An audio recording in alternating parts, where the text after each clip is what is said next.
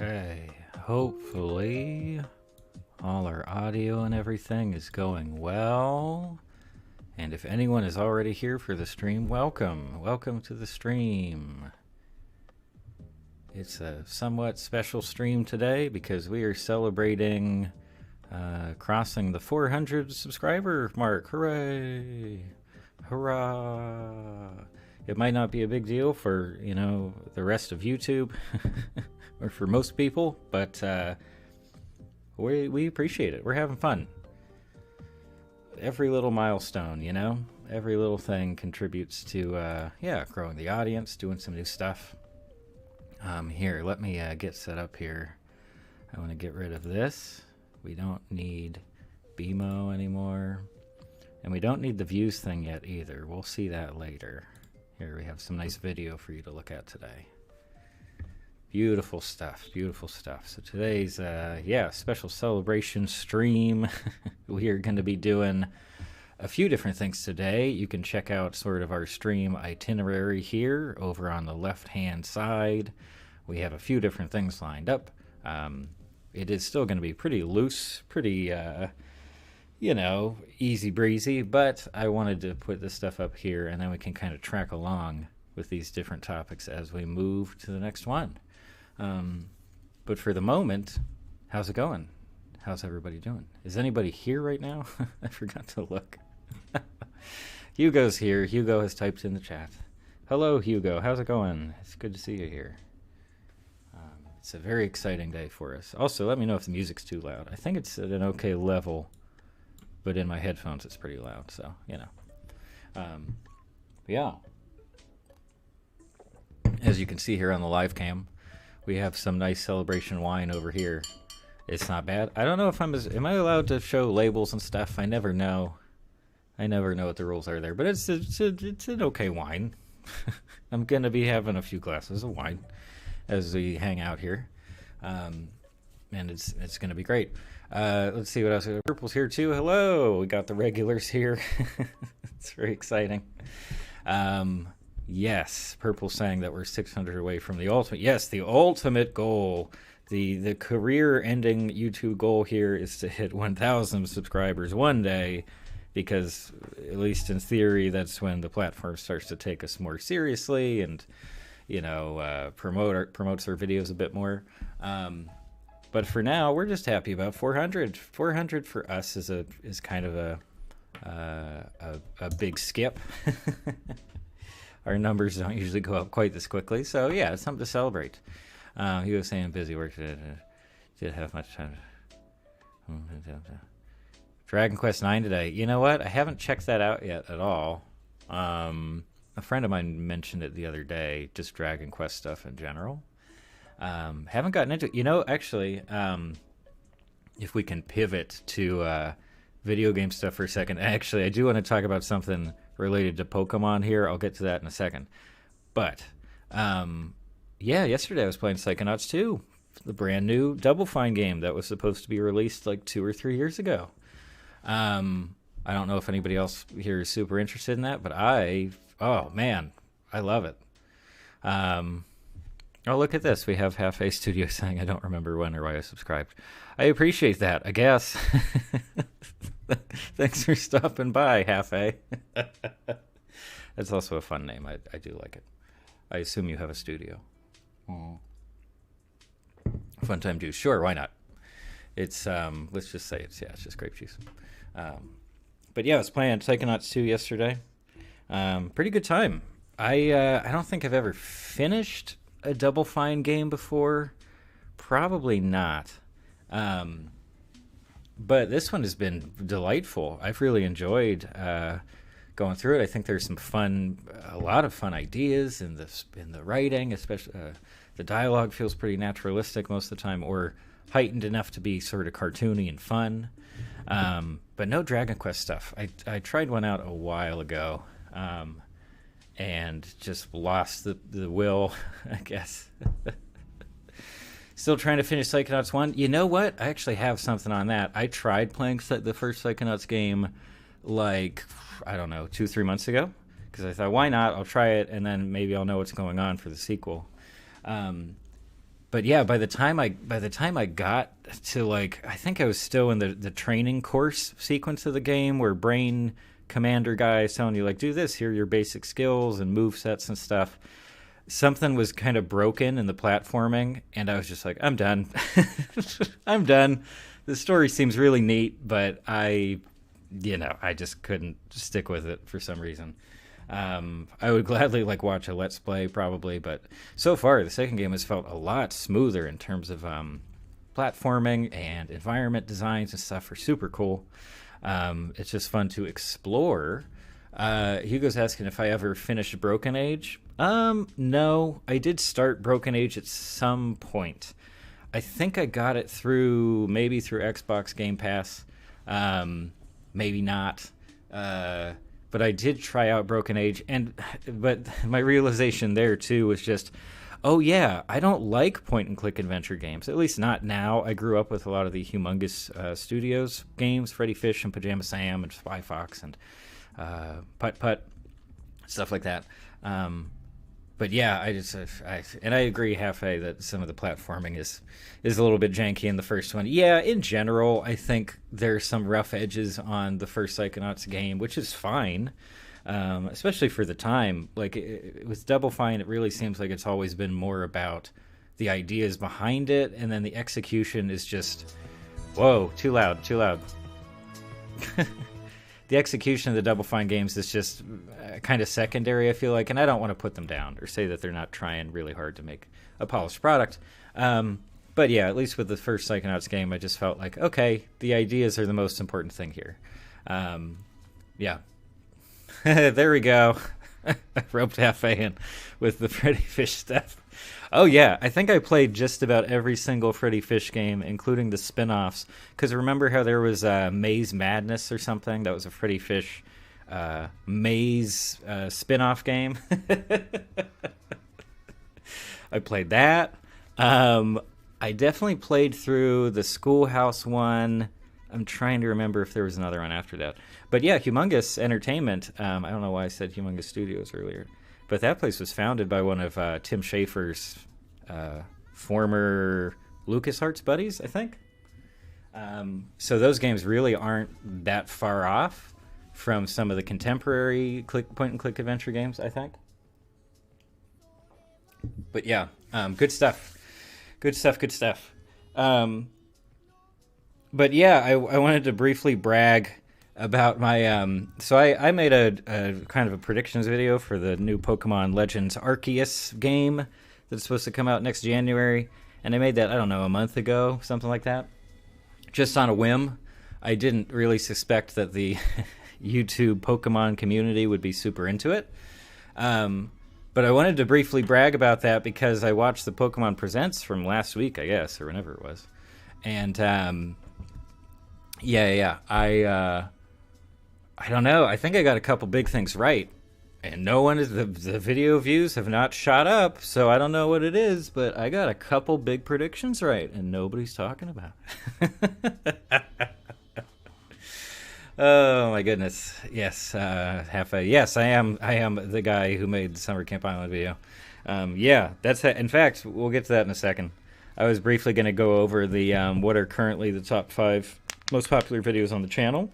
Not because I take myself too seriously, but I just thought it would be kind of a fun channel-specific, like, celebration thing, you know? So we'll maybe we'll look at the list here in a little bit. It popped up on the screen earlier when I was testing things out. Oh, you know what, Purple? Do I still have Cat Cam? I can find Cat Cam. Here. We'll get that set up. But how's everybody doing? Thursday evening. I hope it's going okay.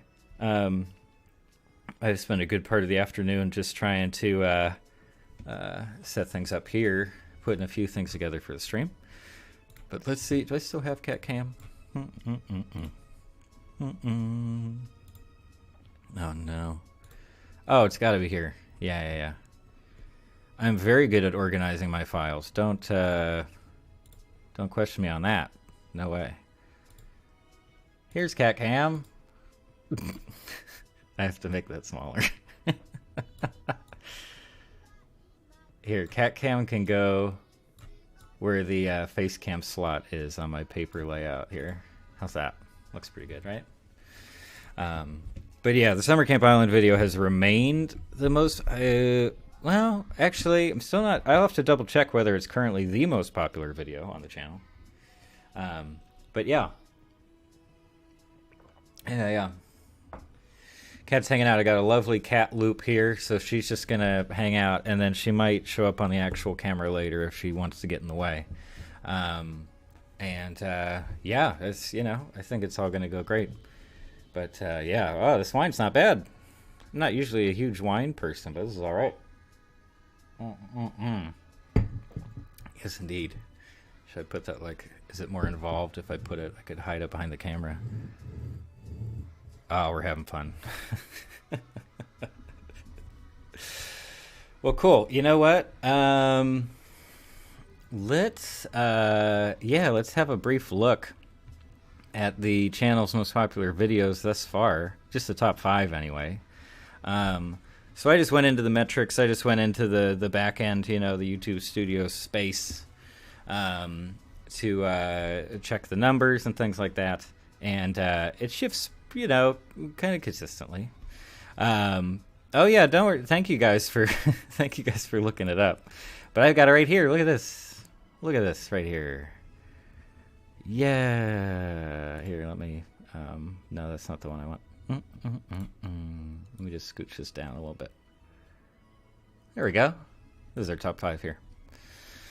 So let's see what the chat was saying. Yes, Hugo's saying that 7.3 thousand. Yep, which is not too bad. It was definitely the first one. The Summer Camp Island video was definitely the first one to break 7,000, which is kind of exciting. We've never had anything go that high before.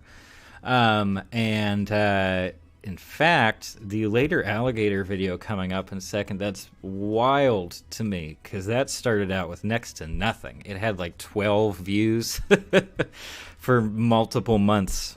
And then when the Switch port got announced and it was getting closer to release date, that video just shot up and it somehow maintained a pretty steady pace. Pretty wild to me since later that video is kind of just off the cuff. It's nowhere near as organized or like coordinated as the Summer Camp Island video, so that's a little bit crazy to me. Sorry, I can catch up on chat here. Half A saying Summer Camp Island is just weird, stole my heart pretty quickly. It reminded me of regular show. This cartoon show ever don't have me. Yeah. I would agree. I think Summer Camp Island actually shares a lot of DNA with maybe 3 or 4 different top tier Cartoon Network shows from the last 10 years or so. Regular show definitely. I think there are hints of Adventure Time and just some of the weirdness and like crazy one-off side characters and fun voice acting. And in terms of lore building, I guess we could compare that a little bit more to like Steven Universe, I guess, or something like that. But yeah, I think there's a lot of crossover, and it's not too surprising because a lot of people at Cartoon Network seem to work across many different shows, not at the same time, obviously. But Julia Pott, of course, was working on Adventure Time for a number of years, I think. Same thing with Rebecca Sugar, of course, and a lot of these other show creators and just directors and animators. There's a lot of cross-pollination happening there. So that makes a lot of sense to me. Hugo joining in on the Summer Camp Island stuff, which is just saying that it's a super sweet, nice show. At the same time, it doesn't talk down to people. Yeah, and I think that is part of why. That's part of what makes the case for what I was talking about in that video specifically. That like, I think that really helps a lot with the crossover into adult audiences. Right? Is that you don't feel constricted. It doesn't feel like something exclusively made for children, and that is a huge advantage when you are a grown-up person trying to get into a show or just seeing a kid show just offhand. You know, it's a huge help if it doesn't feel like, oh, this is for babies. So I'm totally on board. Yeah, Half A's agreeing with that too. Purple saying Summer Camp was a good show. After rewatched, I get reminded of a furry immediately. You were reminded of a specific furry by Summer Camp Island, or just like the furry community at large? Unless I'm misreading that completely. We're having fun. We're having fun. Sorry, Hefe. Oh, yeah, I had another. Oh, very nice. That was very nice of you to say that my editing is top notch. It's okay. Um, I enjoy the editing aspect sometimes. It can be a lot of fun to experiment with different stuff in video editing software. Um, but it's not something that I've been doing for very long at all. So I hope to get better at it. I would enjoy that personally. Um, and Hugo's saying, yes, I assume referring to the Summer Camp Island not talking down to its audience, and that's maybe why he didn't like the Fungies show, which was another one we watched a couple weeks ago just to compare and talk about on the stream.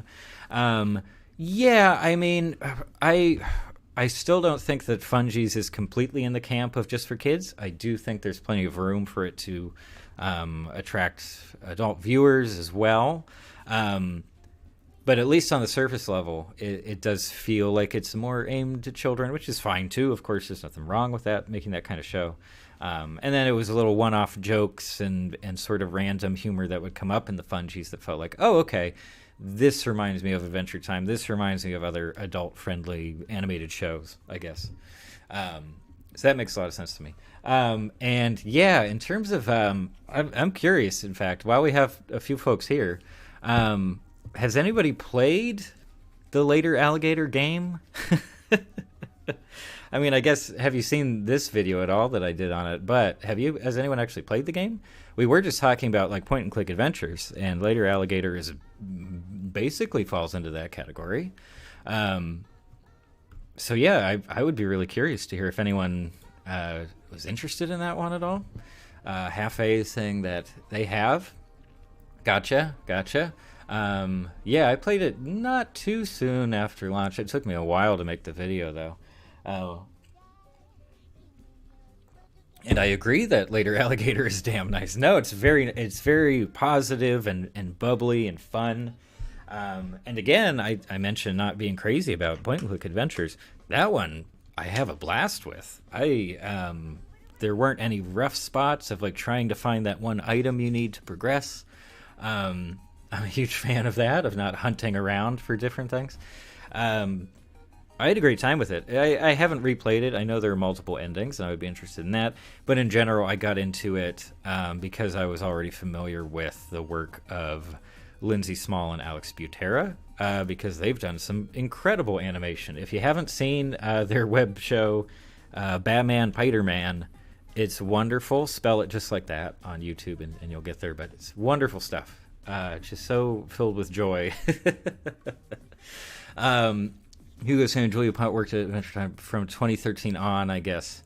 Also in an interview, she said she liked Arthur a lot as a kid. Oh, yeah. Wow, that's kind of an interesting connection, too, visually, right? Between Arthur and Summer Camp Island. I can kind of see... Obviously, we got a lot of hedgehogs, not aardvarks all the time, but I can see the influence, not just visually, of course, but tonally. It's certainly very wholesome. That was kind of Arthur's whole thing, wasn't it? Yeah, for sure. Purple says no. I'm assuming I haven't played Later Alligator. Looked it up and researched it. Cool game. Yeah, I thought Later Alligator was great. It's not my favorite thing ever. It's not the most replayable thing. I don't have like 70 hours put into it. It's just a nice time for nice people. That's how we describe it. That's the headline on the review. The characters just seem alive. I assume Half A is referring to Summer Camp Island specifically, right? Oh no, maybe Later Alligator. Okay. Now I'm assuming you're talking about Later Alligator, which also makes sense. That comment works for either Later Alligator or Summer Camp Island, if you ask me. But yeah, in terms of character animation in Later Alligator, wonderful, which is even more impressive because there's no voice acting, right? Or like just sounds sometimes, I think, from certain characters. But just through visuals alone, just through how the characters move and act, body language stuff, yeah, you get a very strong sense of character. Who's the little girl in front of the crane game? She does the crane game mini game. I thought she was great. I don't remember her name, but she was one of my favorites for sure. Yeah, it was great. Pop Tropica with Alligator. What is Pop Tropica? I've heard that before. Wait, where did cat cam go? Uh-oh. Oh, sorry, I have to put it on loop. There we go. Now we'll never lose it again. Yes. And Hugo's saying, yeah, the early sort of first season through the third season of Arthur reminds him of Summer Camp Island. Yeah. I think there's a decent amount of cross. That actually would have been, if I had been aware of that at the time I was making the video, I probably would have brought it up, especially because I was including that element of like the somewhat recent history of animation and television animation for children. I think Arthur would have been a really perfect stepping stone right before we came to like the modern era of adult-friendly animation with stuff like Adventure Time and Pixar, the later Pixar stuff. All of that would have been great. Hefe was referring to later Alligator. Yes, sorry. I misunderstood. But yes, I agree wholeheartedly that the characters of later Alligator are just vibrant. They feel like living things. You really can't ask too much more from like a point-and-click game, I think. If it has fun writing and it's actually fun to play, and the characters seem really interactive and vibrant, that's more than enough for me, usually. Pop Tropico was a Flash game. Early 2000s. I don't remember. Oh, wait. Maybe I did play that one. Was that like a Bubble Pop game? I played a lot of Flash games growing up. I played a lot of Flash games on Miniclip, addicting games. What was the other one? Nitrome had their own website. I guess Newgrounds. I didn't go on Newgrounds that often, but it was there. It was part of the mix, you know? Just let me... Oh, I should have removed this. Sorry. Hide. There we go. Now I can monitor all of my sound sources.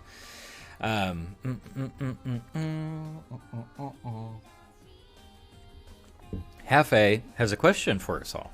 Am I the only one who thinks Summer Camp has some really dark undertones? Like really dark, or am I just paranoid? I mean, is your paranoia directly related to like conspiracy theories and sort of ancient traditions and things like this, or no, sorry, I'm just joking around. No, I do think there's plenty of darkness there, and I guess I would agree that it's mostly undertones as opposed to overtones. And well, there might be dark overtones at times where it's a bit heavier and more present, but even then, it has that almost Don Hertzfeldt style turn of, okay, here's something kind of sad or introspective or maybe depressing, but right away we're going to hit you with some more humor or something more whimsical and fun. Does that make sense? And it's been a while since I've like sort of binged Summer Camp Island, so I hope I'm not talking out of my ear, but I think that's how it's worked out for me so far, is that at times it'll feel overtly dark, or overtly serious, serious subject matter.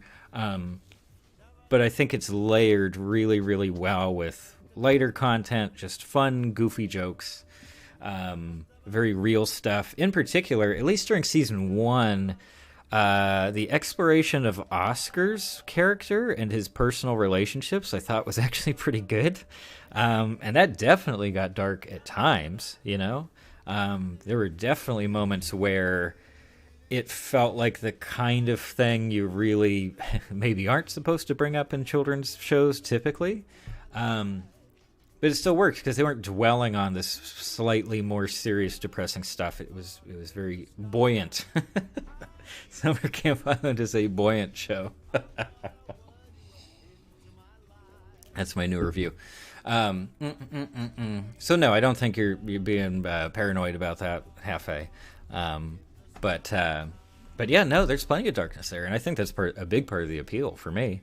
Hugo was saying most animators grew up in the 90s. I'm assuming you're saying like animators working today at Cartoon Network, and now they're making cartoons. Rebecca Sugar said this. SCI only steep over a little bit, never give that dark. Oh yeah. Yeah, it's never overwhelming, right? It's not like it becomes a much darker show as opposed to certain episodes of Adventure Time, I think, when they really started digging deep into the lore and like other timelines, I guess, or just time periods. Or especially towards the end of that show, not to spoil too much about the end of Adventure Time, but there were moments when, not just moments, entire episodes and strings of episodes that were just plain dark. But I think they kind of earned that, and at the same time, the show had been on for so long already that there was a good chance that plenty of the younger kids who started watching it when it was brand new had already grown up a little bit themselves, kind of like how the Harry Potter franchise progressed steadily in a more mature direction, especially in terms of the movies, because they took so long to produce and everything, and were released generally a long while after each corresponding book was released. Yeah. The Moon Time episode got a little dark. Yes, it did, but we won't spoil anything about that episode because I do think it's very eventful. It's a great one, though. I've rewatched that one a couple times just for kicks, and I thought it was great. Yeah.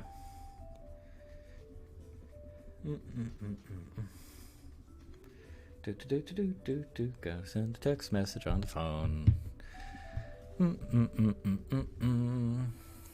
Oh, sorry, Hugo had an elaboration on the Rebecca Sugar comment, which is that she once said that she's making shows that she wanted to see as a kid. Okay. Yeah, no, absolutely. In fact, I think you could find parallels to that concept, at least, not just in animation, but with a lot of people who end up making different kinds of art, whether they make movies or...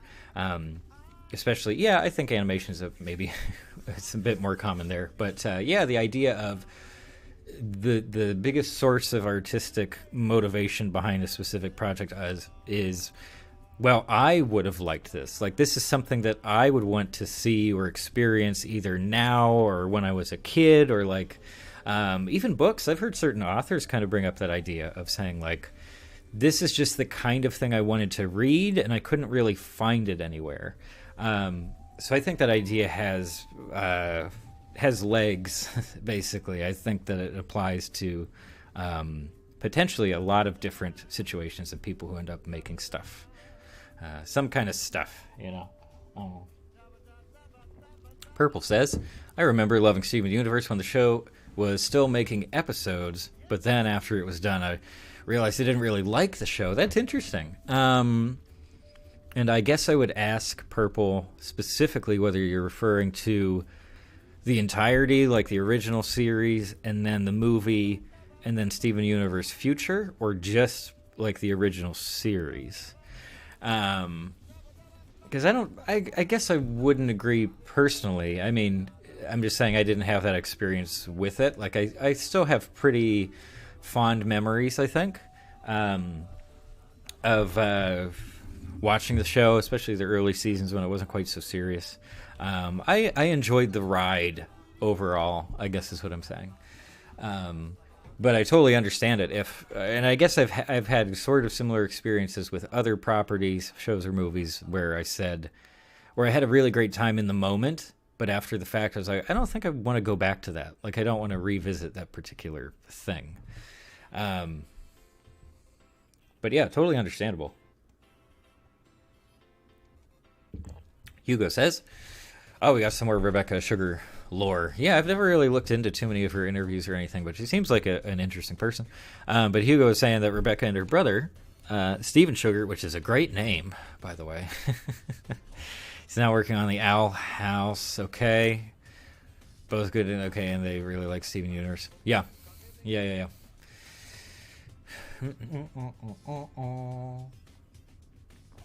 Oh, here we go. We got more on Steven. Oh, wow. Steven Universe is a presence now. I like it. It's always worth talking about.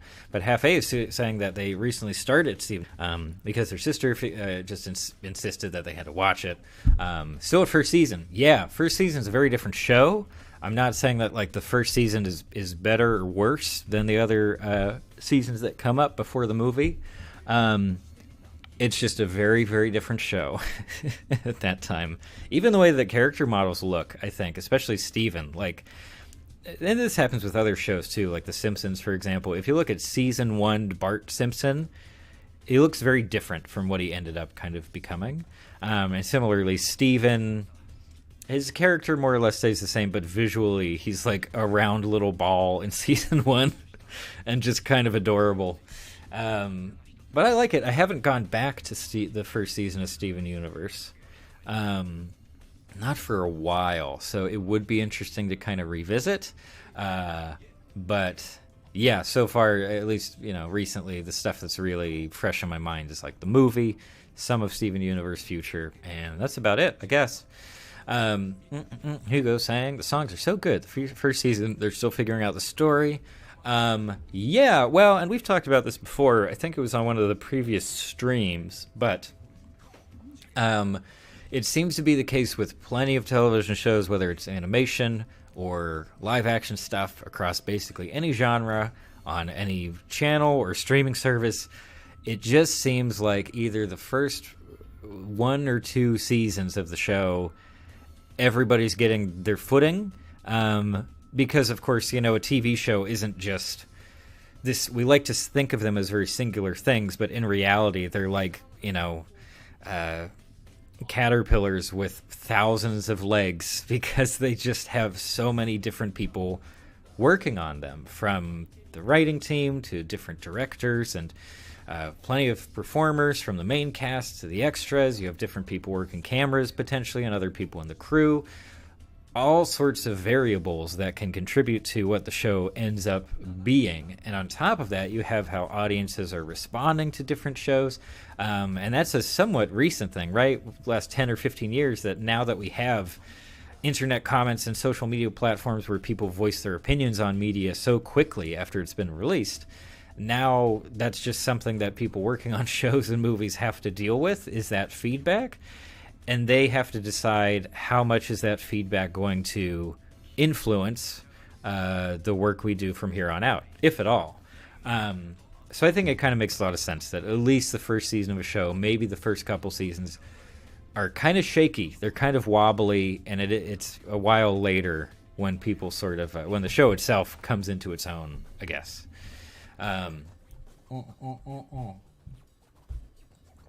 Yeah. Frybo and Cat Fingers, they're not. Oh, wow. Telling to skip episodes? Come on now. Even bad episodes can be fun. In fact, that's why I tell people whenever I have a friend who's saying, like, oh, sorry, Purple is heading out on a mission, of course. Thanks for stopping by, Purple. Thanks for celebrating 400 with us. It's very exciting. And have a good one. And now I will pour more wine. As I kind of try to remember whatever I was saying right before this. It was something about... Was it about Steven Universe?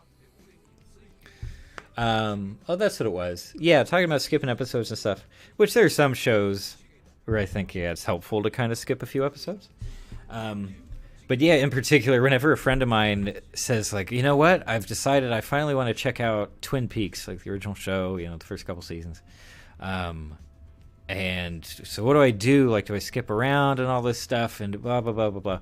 And I usually tell people to not skip episodes of Twin Peaks, at least if they have the time, because, like plenty of other shows, I think that even the really bad episodes are kind of part of the experience, and there are times when the bad episodes can be even more enjoyable than the ones where they really knock it out of the park. At least that's my feeling about it. So even the kind of corny episodes of Steven Universe that you'll come across, and there are a few in season 1, and they kind of get weaned out for more serious content and subject matter later on. But yeah, I still have fun with them. In fact, now I think I'm more likely to revisit episodes that have very light stakes, like where nothing is really all that serious. It's just easier to step away for a second and say, oh, we're taking it easy. We're enjoying a show. That's about it. Using what I must had to take a call. We've just been talking about Steven Universe mostly for the last 10 minutes or so. And Half A here has just started watching the show somewhat recently. And so we've all been kind of like giving some opinions on our experiences of watching it, hopefully without, we're not spoiling anything. And also, Halfway was saying that, oh, I can't skip episodes. I'll just feel uncomfortable. Yeah. No, I mean, that's fair. Even if you just end up missing like an Easter egg or like a very minor character introduction or the development of a smaller plot line, I think that still makes perfect sense. But yeah, and I'm the same way too. Like unless I really don't care about a show, I'm not gonna skip around. That's just my thing. Maybe it's like an OCD thing somewhere in the back of my head. But yeah, it's almost a FOMO thing, right? If you feel like you've missed out on something that the characters have done, or like something that somebody said, or just what happened in the episode, even if it was irrelevant in the grand scheme of things, it's a little weird. Yeah. Hugo's saying, I like the first 2 episodes, but the Tower episodes is where I really like it. Okay, fair enough. We'll stay away from like story specifics and stuff. But yeah, and I forgot what I had on the screen. I was going to talk about the views stuff, the top 5 videos, but I don't have too much else to say. I am very happy that the Moral Oral claymation video has gotten a somewhat substantial number of views. That was another one that was really slow to develop and grow, and I never thought it was going to go anywhere. So I'm very happy about that, because it was a little bit more work than usual, just working out the claymation stuff. And I actually had animatics for a couple of the animations ahead of time, just so I knew what I was doing by the time the clay came out. But a lot of fun. I would like to do some more stuff, not just with claymation and videos, but just animated stuff in general. I think is a lot of fun when I have to kind of exercise that muscle a little bit, that specific creative muscle. Yeah, the Hilda video too was a very temporary thing. It was just because, I watched that season 2 basically right when it came out. So I got out the video quickly enough that it caught on when people searched for it. And that's all. After that, people stopped watching it completely. It's just the views completely plateaued, which is fine. It was a pretty quick one to put out. And yeah, the 5th most popular video is my review of Littlewood and sort of discussion of life sim video games, which is also a good time. I had a lot of fun writing that one, and trying to take a somewhat, I don't know what to call it, not scientific, mildly research-based approach to understanding the appeal of life sim video games. And there was a lot of just inference from my own personal experience with those kinds of games. So it wasn't all that objective, of course. But yeah, that was a good time too. I'm happy it's doing okay. It's not a huge amount of views, obviously, but yeah. And I have never played Littlewood since I made the video, which is a little sad because it's a pretty fun game. Yeah. What else do we have here? I also have a problem of always forgetting. This is Halfway saying that about skipping episodes. Yeah, forgetting what episode you're on, and then having to read synopses. Yeah, I mean that definitely happens with what do you call it? It definitely happens with very like serialized narrative shows, whether they're live action or animated, where story is everything. Like all the little developments in the story and all the updates to the wikis that people do after the fact are extremely important. The whole thing. Gravity Falls, I guess, would be a decent example of that, because after a certain point, you really can't just skip an episode at all. And if you skip multiple episodes in a row, you will probably be lost. And that's not usually the kind of show that I go for, just personally. But I totally know the feeling. That's what happened to me when I was going through Mad Men, and what was another serious show I was watching? Like The Sopranos, sort of the prestige TV shows. No, yeah, but you really do have to stay up on it. My gosh. And sorry, Halfway was also asking if I have watched Hell of a Boss. And I have not at all. I have maybe heard the title once before, and that's about it. So I'm looking it up right now as we speak. And what the internet says is Hell of a Boss is an American adult animated musical black comedy. Wow, so many adjectives there. Web series. We weren't even done with the adjectives. Created by Vivienne Vizipop Medrano. That's not the Has Been Hotel person. I don't think so. The show features a different cast of characters and a different storyline than Has Been Hotel. Oh, there we go. Another show created by Madrona, taking place within the same universe. Huh. So, okay. So, okay. Hold on. So Has Been Hotel got greenlit for some kind of like big official production thing, right? It was a web thing. And then it got some kind of boost. It got bought by someone, right? I think that was the situation. And it already has a spinoff? That's pretty darn impressive. Okay.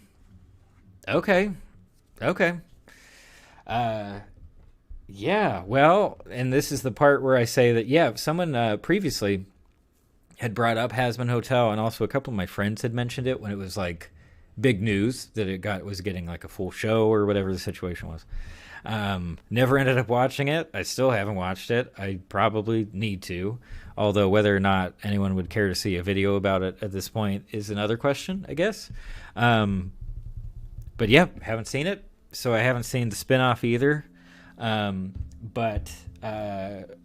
Yeah, it could be fun checking out. I do really like the character designs and just the overall visual tone that they're striking with this stuff. I think someone had previously said that the creator was influenced, a big fan of like Billy and Mandy growing up, and I can see some visual connections there, of course. But yep, never watched them, but there we go. I have another recommendation to check them out. Both shows now, I guess. Although I think Hell of a Boss only has, 5 episodes at this point, so that's not too far. That's not too much to catch up at all.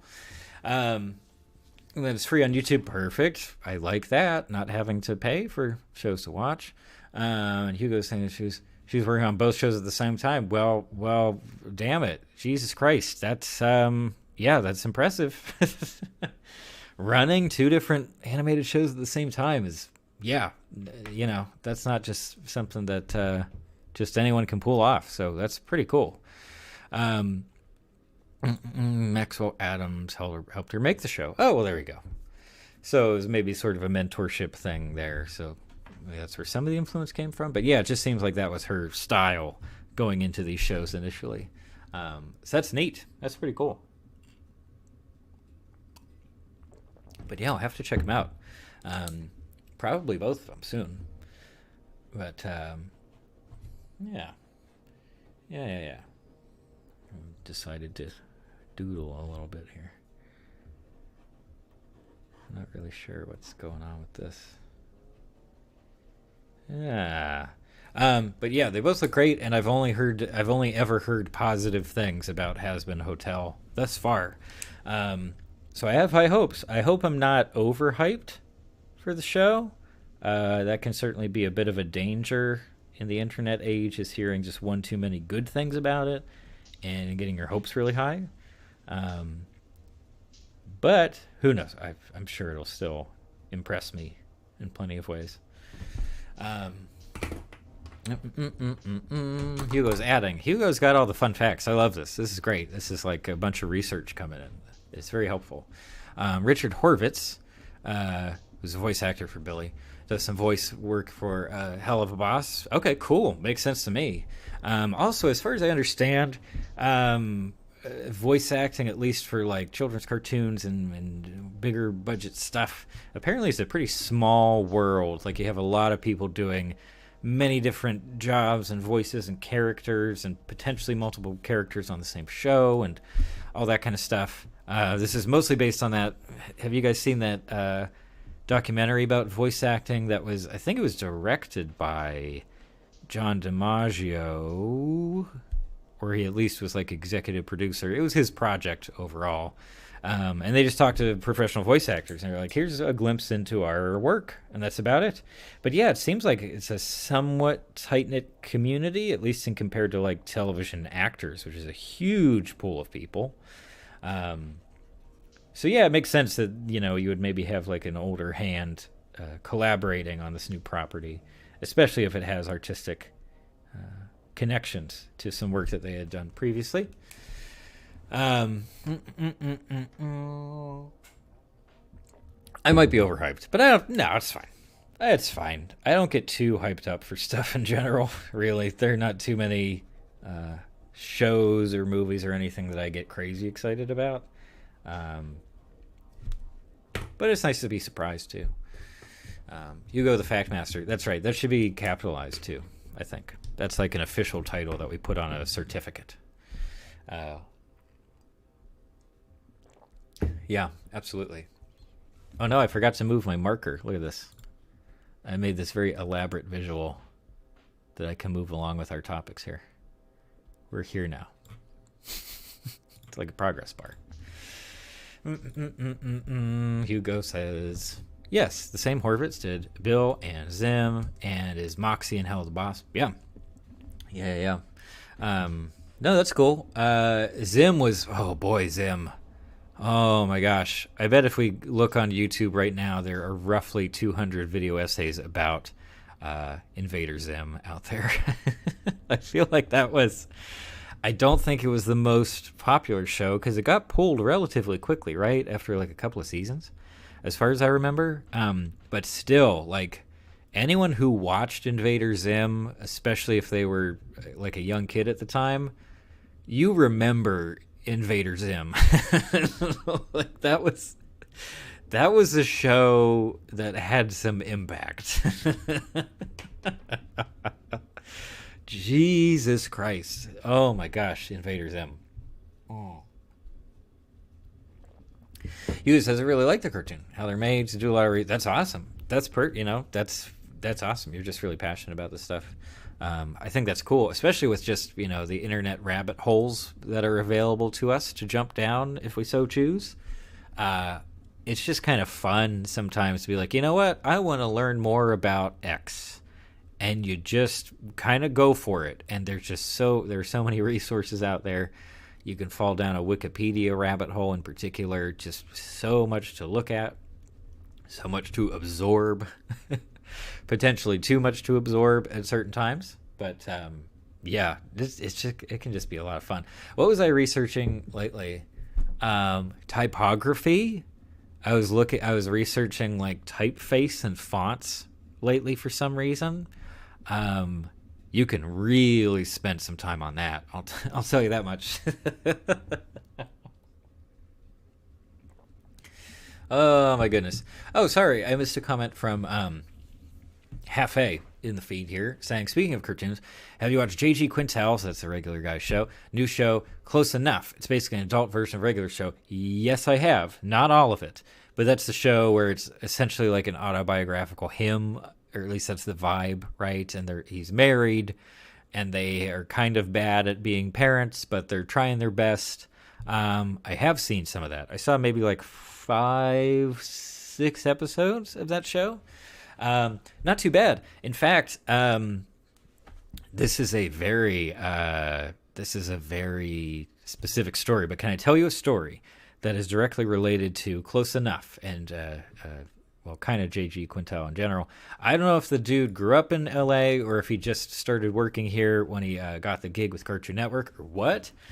But there's a specific episode of Close Enough where there's some repeated thread about bombing Baxter Street, which is not literal, of course, but it means, you hop on your skateboard, you lay down, and you just ride down this crazy steep hill, right?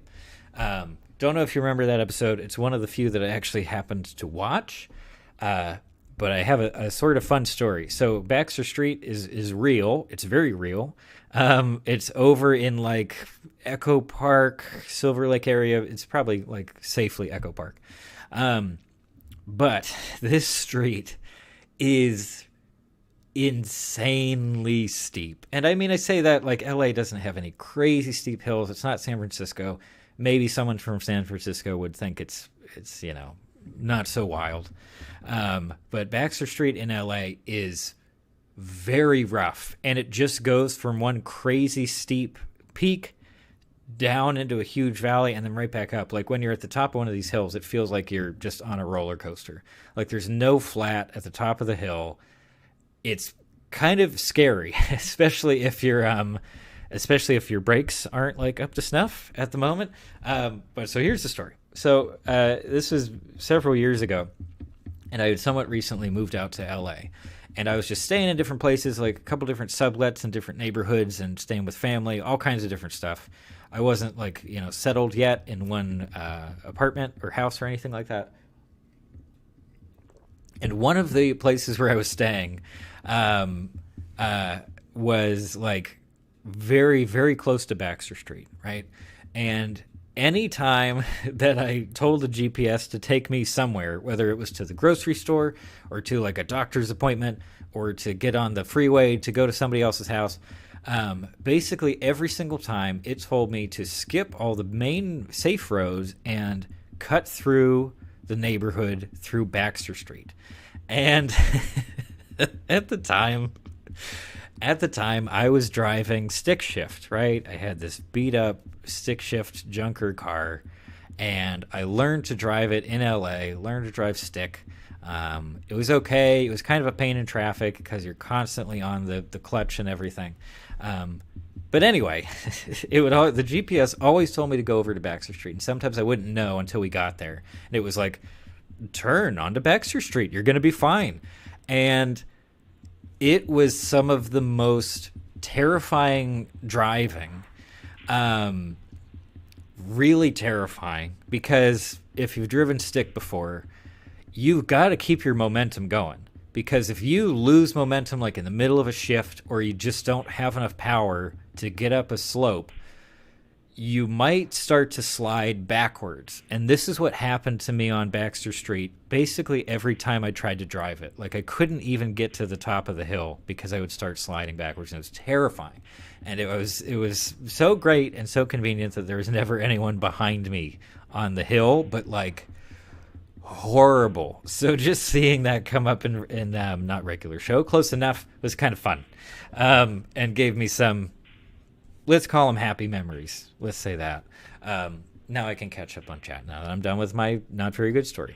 He was saying, yeah, they show other stuff in like LA. Yeah, and there are other shows that'll do their own versions of LA.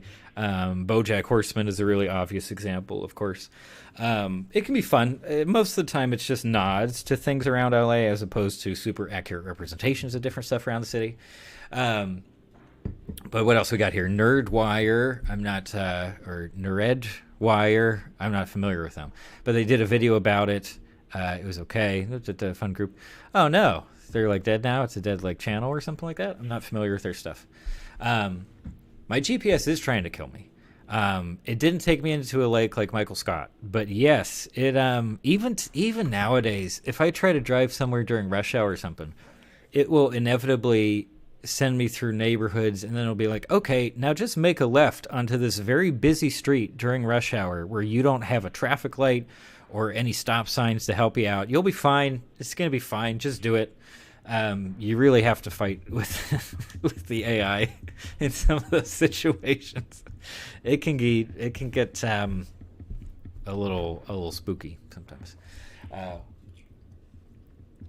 But yeah, so I've had a little bit of experience with Baxter Street, and there's a lot of those kinds of streets up there in that neighborhood.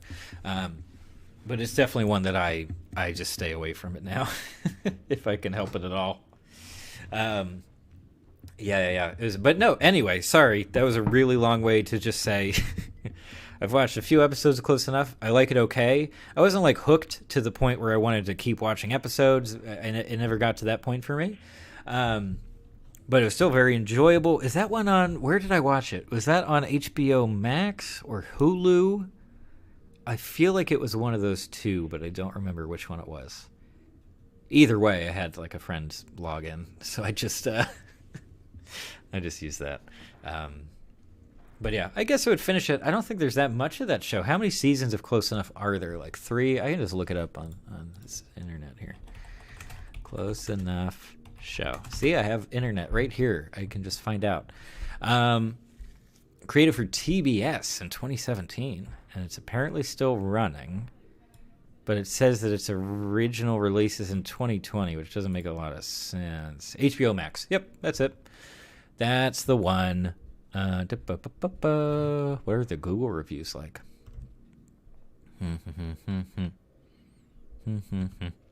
And it's also recommending shows like Regular Show, Central Park, Solar Opposites, and Rick and Morty. Well, so not too surprising. Not too surprising. HBO Max. Yes, correct. Yes. 2 seasons, 16 episodes total, 16 episodes each. Probably total, right? Seems like a lot. They're not that long either, I guess, though. And now I'm rambling because, this is decent wine. Do you guys like wine? Only drink if you're of legal age, of course, because it's not that fun.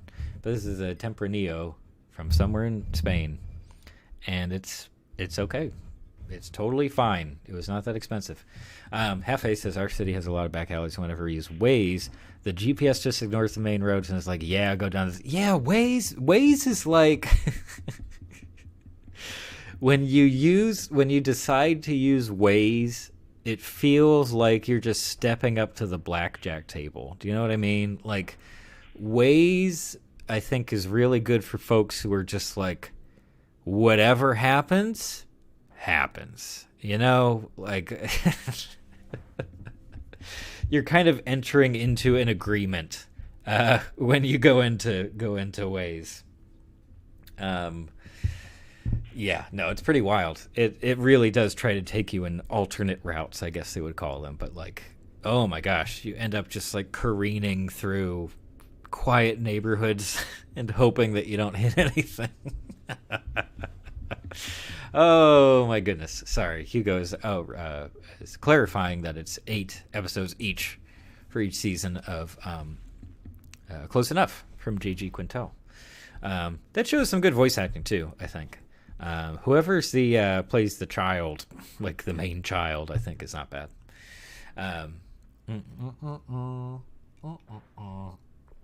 Half-A is of legal age, but alcohol is illegal in my country. Oh. Where? Oh. Where is that? I mean, if you're comfortable with telling us, Half-A, what country is that? Why is alcohol illegal? Is it like a sort of Mormon country? I guess it wouldn't be a Mormon country if it's not in the U.S., but wow, that sounds like an unfortunate situation to me, at least. I'm not crazy about alcohol, but I like having the option. You know what I mean? What else we got going on here? Hugo's got all the facts about Close Enough. Yeah, it's 11 minutes. Yeah, I like that it was. It's probably one of very few adult animation shows that has 11-minute episodes as opposed to 22-minute episodes, right? Half-A's from Iran. Okay. Gotcha. That is unfortunate. I'm very sad. Well, I'm sad if you wanted to get some wine. But if you don't care about it, then it's no big deal, right? What is one of the only Iranian references I can make? I know Abbas Kiarostami. I don't know how to pronounce his last name. But that filmmaker is wonderful, and I've seen many of his movies. And he's from Iran, and he was working in Iran, I believe, for many years. That's all I've got. But I'm sorry. I don't want to gloat about the alcohol or anything. I also have some very nice coffee. This is for health, maybe. I got some coffee here. Yeah. Oh, it's actually pretty nice against the wine. Gene, do you want to say hello?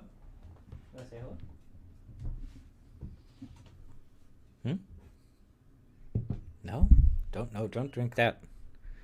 Don't drink that. Careful. Yes. No, that's not such a good spot for you. I think you could find another spot that works really well, you know? No. Not there. Bigger problems than yeah, that's a good point. Yeah, that's a good point, Half-A. No. We won't get into that. But you certainly have our empathy, of course. There's some very serious problems right now. But for the moment, we're just enjoying ourselves, aren't we? We're just having fun. We're just having fun on the stream. And this coffee's actually pretty good. I don't even know what kind it is. I usually prefer the light roast kind of stuff. It's supposedly higher in caffeine content. The cat gets out of the way eventually, you know. She's just finding her spot. She needs another nap spot. She has to have her fourth or fifth nap of the day, something like that, you know. Yeah. So yeah, I guess we can scooch on. I mean, we're just gonna be chatting the whole time, but is it cool with you guys if I boot up the old GameCube? I wanted to dip into some nostalgia stuff and play some of my favorite old GameCube games just very casually, so I can keep talking and hanging out with folks. So let me know if that would be like too distracting or something, or too engaging for the stream. And we usually have such exciting visuals as this, you know. Yeah, escapism. Yeah, I think some people would even argue that animated shows are largely about escapism. I wouldn't necessarily agree. And even as we were discussing earlier, there are times when shows can really do the opposite. They sort of bring you back to the realities of your situation, you know, or more realistic life stuff, I guess. But it's good to have a mix, especially when you watch a lot of things in general. If you watch a lot of movies and shows and things like this, it's really nice to have a mix of more escapist stuff and more serious subject matter, you know, just so it's there you go. I love this attitude from Hafe. Cartoons and games are my wine. By the way, Hafe Studio, do you have a studio? If you feel comfortable, could you explain your username to us? I'd love to hear about your studio if you do have one. I think this would be a great time to discuss it. But in the meantime, I've got to stay hydrated, grab some water here, and potentially set up some games to play. I've decided to play GameCube games completely legally over here. No emulators at all. Wink, wink. I have adapters. I have a CRT that's going to then output to the screen. It's all completely legal. Don't you worry about it. We're going to play some GameCube stuff for a while longer. Yeah,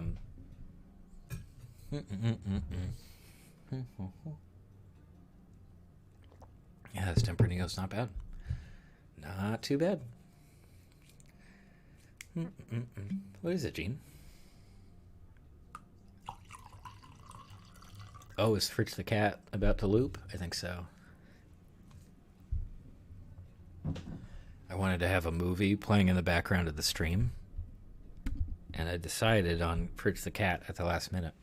I thought it'd be kind of fun. Just, I cannot have most of that movie exposed right now. Oh no! Am I lagging, Hugo? Hugo's worried about the stream lagging. I hope not. Please let me know. Let me see if I can fix some stuff here.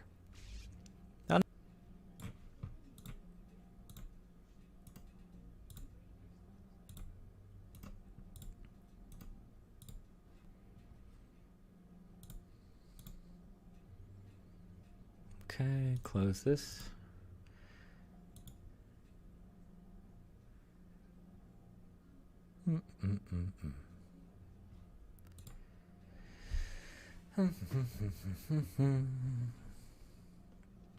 Hafe says, well, my passion is entertainment. I've always wanted to make some sort of show. Currently, I'm not in a situation to make videos, but for when I actually can, I already have a studio name. Oh, cool. That's awesome, Hafe. I love that.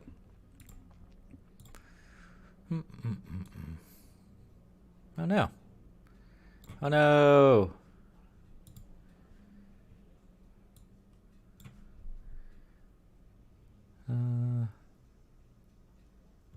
Yeah, we're really struggling here, huh?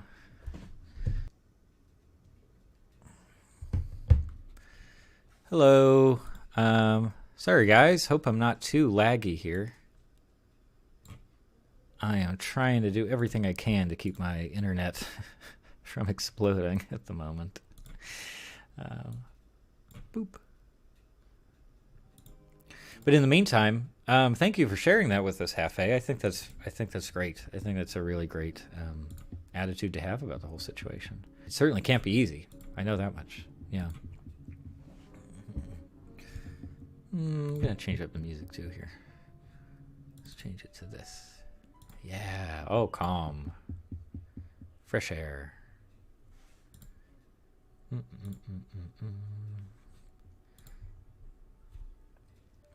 Oh, it is lagging. I'm sorry about that, fellas. I have terrible internet service, so hopefully things are improving now. I'm getting a better connection speed here. Okay, hopefully we are through the weeds. I'm sorry for any buffering, if you can even hear this. But if you can, and if this actually transmits, Hefe is saying, as of right now, I'm just a humble English teacher, still in training. I got pictures of one of the few people who can speak a little bit of English. That's awesome. I mean, my gosh, in terms of written English, Hefe, I'm very impressed. I came off as completely natural to me. I know that the speaking side of language learning is more difficult generally, but it seems you're doing quite well. Doing quite well for yourself over there. Yeah. I'm very impressed. My language skills for languages outside of English is pretty terrible. I have a little bit of English. That's accurate. The wine is starting to have its say, but I do have English natively. Yeah, I studied French for a while, studied Spanish for a while. I studied American Sign Language for a while as well, but I've really lost that one. I've lost a lot of the gestures, and it's a shame because that was one of the most enjoyable language acquisition experiences I've ever had. It's wonderful. Oh, Hugo's checking in on the lag. Thank you, Hugo. Hugo says that right now the voice is coming in fine, but the cat is not moving. Oh no. Up on my preview, everything's okay now. It might take like another 20 or 30 seconds for things to smooth out for the actual stream. But as far as it says here on my side of things, I've stopped dropping frames. I dropped quite a few there. But hopefully now things have smoothed out a bit. I apologize for the issues, though. I really wish I could improve some of the internet quality here, but it's pretty rough. Yeah, no problem, Hefe. No, I'm very impressed, and thanks so much for joining us for the stream here. It's been great to have you. But yeah, in just a few minutes here, I'll set up some GameCube games that I can play almost by memory at this point. Just to have something visual going on so we don't have to rely entirely on, what do you call it? Our video feed here. We'll get some other visuals for you to check out here. And yeah, we'll be back on track. And yeah, I'll probably keep streaming for, I don't know what everyone's local time is, but I'll probably stream for another hour or so, I think, before hopping off. But yeah, this has been great. This has been a lot of fun. So just let me get things worked out here on my end. No more lag. Hooray! Hooray! We did it. Took a while, though. I think it depends a lot on how other people nearby are using the internet. That can affect the service overall if they go through the same service provider that I do. Okay, so let's get something going. And I'll stop the music here, although I love the Animal Crossing music. It's very nice. Yep. Oh, quiet, sir. Yes. Where's the video? Here it is. Wow, that's so loud in my ears.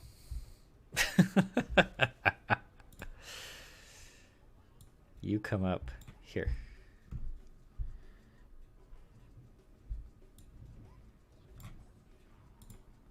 Yes.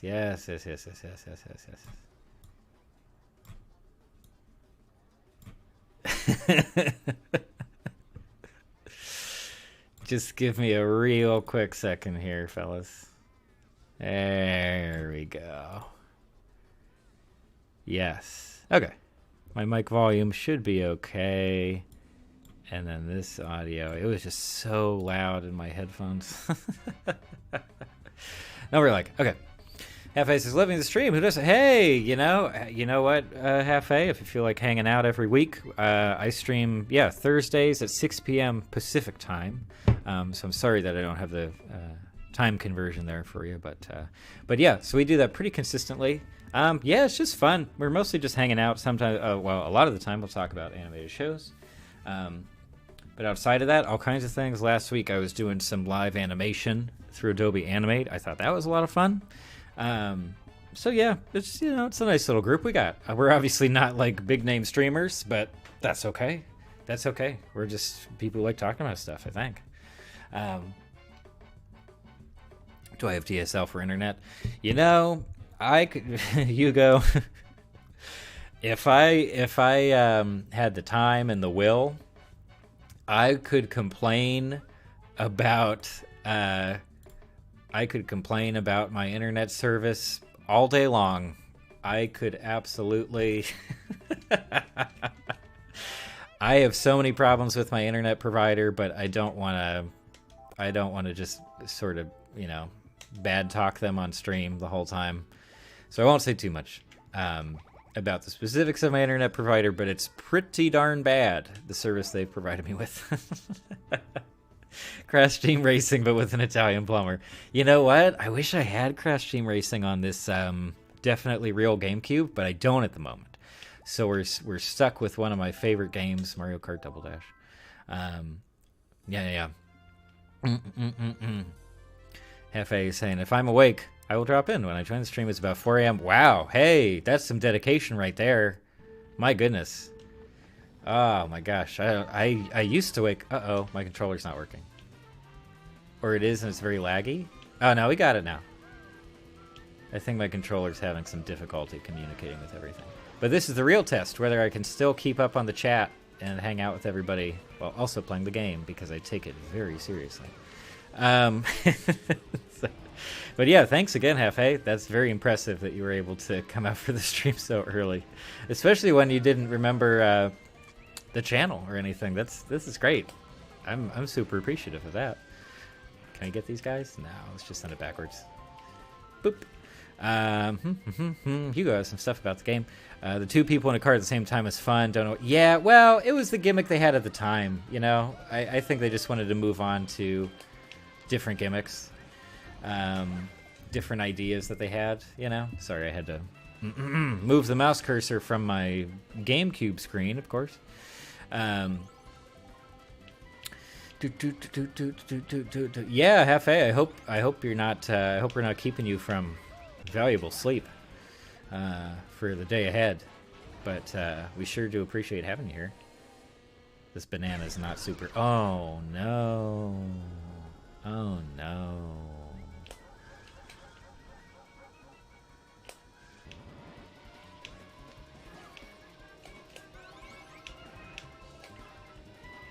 Get out of here. Oh, this is great. Oh, the memories. Yes. What do we got here? Yeah, so what else? Let's see. I do need to watch Hazbin Hotel and Hell of a Boss. I think those sound fun. What else? I was watching Infinity Train. I haven't finished season 3 of Infinity Train yet, but I am very happy with the show so far. Very, very happy. So thank you guys for, I think Hugo in particular was recommending that show to me in the past. Awesome. Wonderful show. Got to try out Hazbin Hotel. If you guys have any other recommendations for me of, I don't care whether it's animated shows or movies or whatever it happens to be, even other YouTube channels, feel free to shout them out. Because I'm always down to check out new stuff and potentially talk about it on the channel. Hefe, oh, just happened to see it. Oh, you have notifications turned on for me, Sue. Wow, I'm impressed. Hey, this is a new superstar viewer we got here in Hefe Studio. I'm loving it. I hope I'm not disappointing horribly with my terrible gameplay and rambling stories about streets in Los Angeles. It's fun. Free day. Oh, cool. Hopefully this is a fun start to your day off here. Uh-oh. Yeah, sometimes the buttons are not working. This is maybe not the most reliable controller. But yeah, I think everybody here is into some is into some game stuff, so feel free to mention what kind of games you like to play, because that is something I'm more than happy to talk about. I think it's just a fun time talking about different people's interests in video games, different genres and stuff like that. Hugo's saying, I used to work for an ISP, internet service provider. Oh, Verizon. Talking is distracting me, but that's okay. We're not going to get first place on this cup. Didn't like any customers or something very bad. Yeah, I actually have a friend. I won't mention specifics, of course, but I have a friend who works for Comcast, which is another one of the major service providers in the U.S. of internet service, as well as they do some television stuff, I think. And my friend didn't have very nice things to say about how they operate, so I generally have a pretty poor impression of a lot of ISPs out here. I don't know if it's any better in other countries as well, but it's, yeah, they can be pretty scummy here. At least that's my impression. Oh, we do have some more. Hugo has another recommendation here. Big Top Burger. Fun internet show. Okay, hold on. Let me pull it up in a tab here, not on the stream, just so I have it like ready to go. Big Top Burger show. Cool. I'll just leave that open. I like the art right away. The surreal daily lives of the employees of the Big Top Burger food truck. Daily lives of the employees. Okay. Yep. Oh, it's just repeated. Okay. Cool. Yeah. Oh, Lindsay Small-Butera is part of the cast? Who's the creator? Wow. Sorry, I could fall down that rabbit hole right now, but I won't. But thank you. I'll keep that open in a tab here so I remember. Hafe has a suggestion. There's a niche movie called Bird Boy, The Forgotten Children that I really... Second my favorite movie, Fantastic Mr. Fox. Fantastic Mr. Fox is so good. It's so good. I'm trying not to swear too much on the stream, but oh, that movie's really good. I rewatch it often. Really fantastic. But well, now I need to do another tab. This is called Bird Boy, Forgotten Children. Let's check this out. What is this one? Here we go. Animal friends hatch a dangerous plan to escape from a post-apocalyptic island, and an outcast called Bird Boy unleashes a secret power that could change the world forever. That sounds like the setup to a video game to me.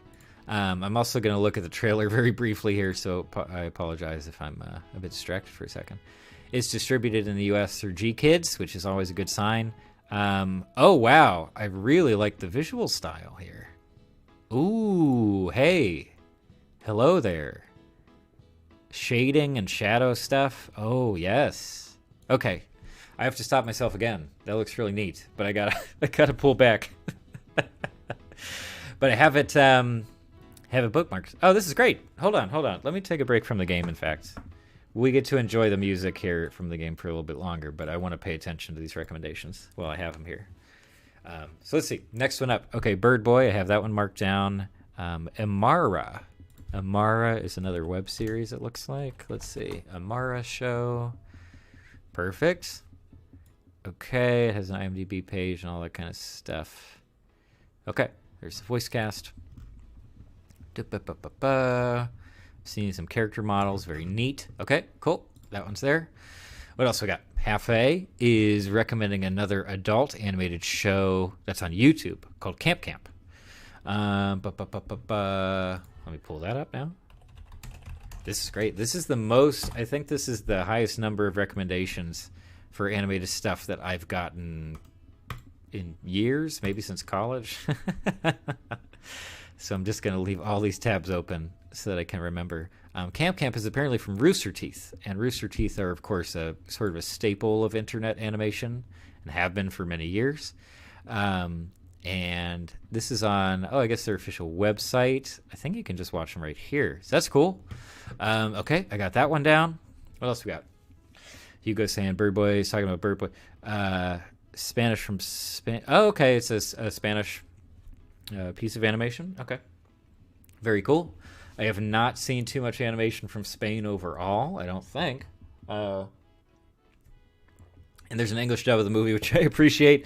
I do watch plenty of stuff with subtitles, but when there's a good dub, where there's some quality voice acting, I usually go with that. A good example of that is with the Japanese movie Mirai, from the director of Summer Wars. And that dub's actually pretty decent, so I tend to go with that as opposed to the original language. English dub 2, which is official, really good. Oh, well, there we go. That answers my question of the quality of the dub. Perfect. And yes, Camp Camp is the Rooster Teeth show, or one of the shows from Rooster Teeth. And it's currently on their official website. Apparently, you can just stream all of it. They got some merch here. They've got a decent setup, man. They know what they're doing. They have been around this block once or twice before. Yeah. Think of some more recommendations here, fellas. If you got anything specific, feel free to shout it out. I'm going to start up the next track, but just go ahead and mention it. I will be able to see all of it in the chat history here. So go for it, man. We are not doing great in the Mario Cup, but that's okay. It is honestly kind of distracting to try to talk to folks and play at the same time. But we're doing our best. Got the boost, we got the dash here. And the drift button's not doing great. Baby Park, a classic track. Oh, I love it.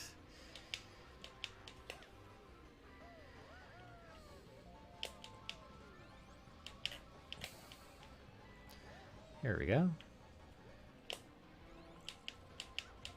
Oh, yeah. Oh, it feels so good. It feels so good to pick up this game again, man. This is awesome.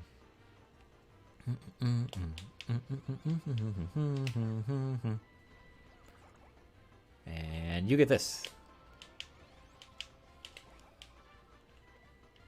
Back there.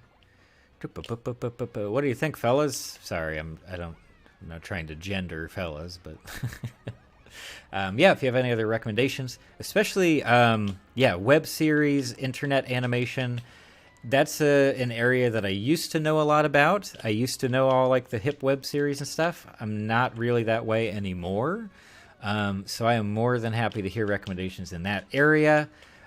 Feature films from G Kids or other distributors that have, as long as they have English subtitles, I'm down for international releases. So yeah, that would be great. What else is?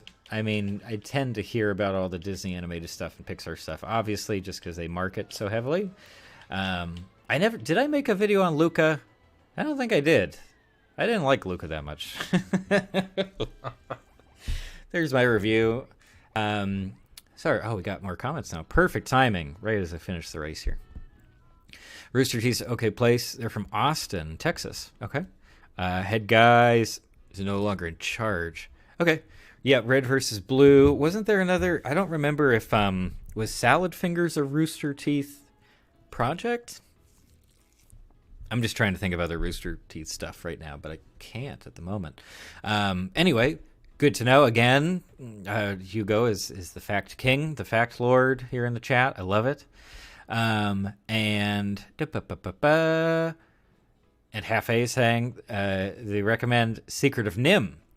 And I have seen Secret of Nim a while back. Yeah, and that was a big deal because that studio was one of the first contemporary animation studios. Well, they're not really still around, are they?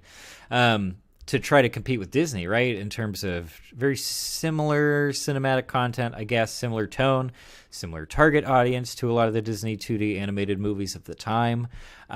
Secret of Nim was definitely like a watershed movie. So I think it's a great recommendation just in general.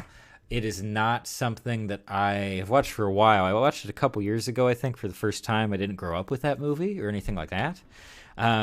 It was great, though. I mean, it definitely reminds me of like the Great Mouse Detective kind of stuff, or Fievel, the Fievel movies, which I don't know if that was the same production company or not. Maybe Hugo can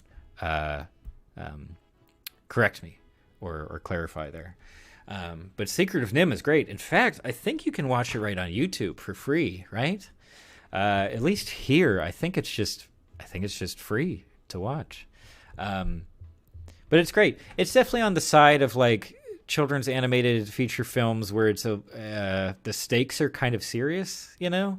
But at the same time, it has that fun, adventurous feel. You're pushing through. There's kind of a storybook vibe, too.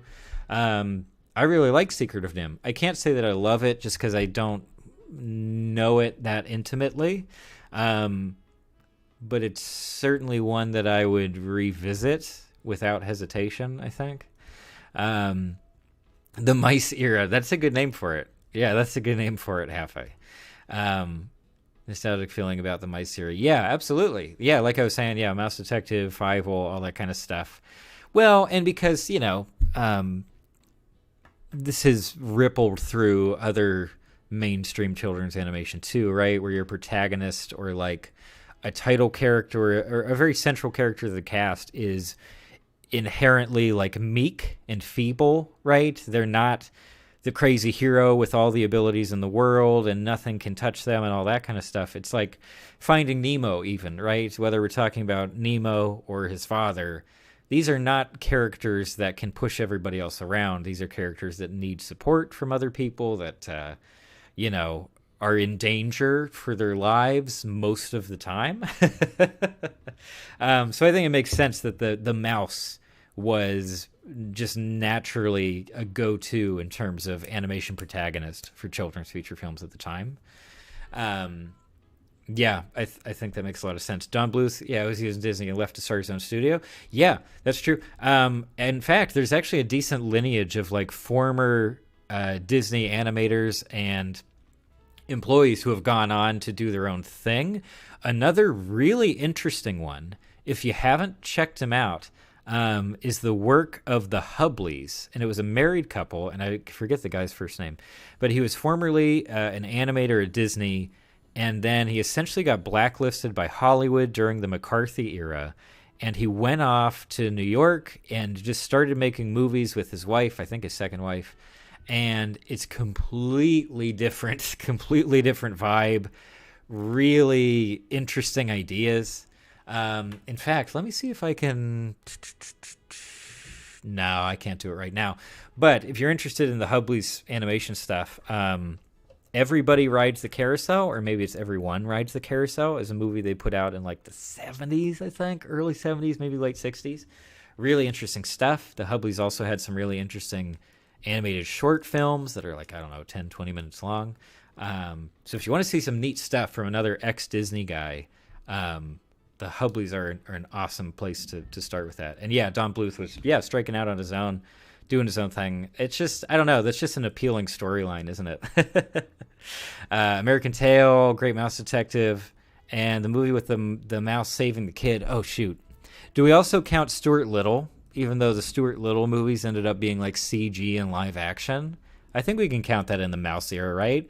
Does all of this tie back into Redwall as well? I don't know if you guys read the Redwall books growing up, but I was kind of a big fan, and that's all about like mouse fantasy stuff. It's kind of fun.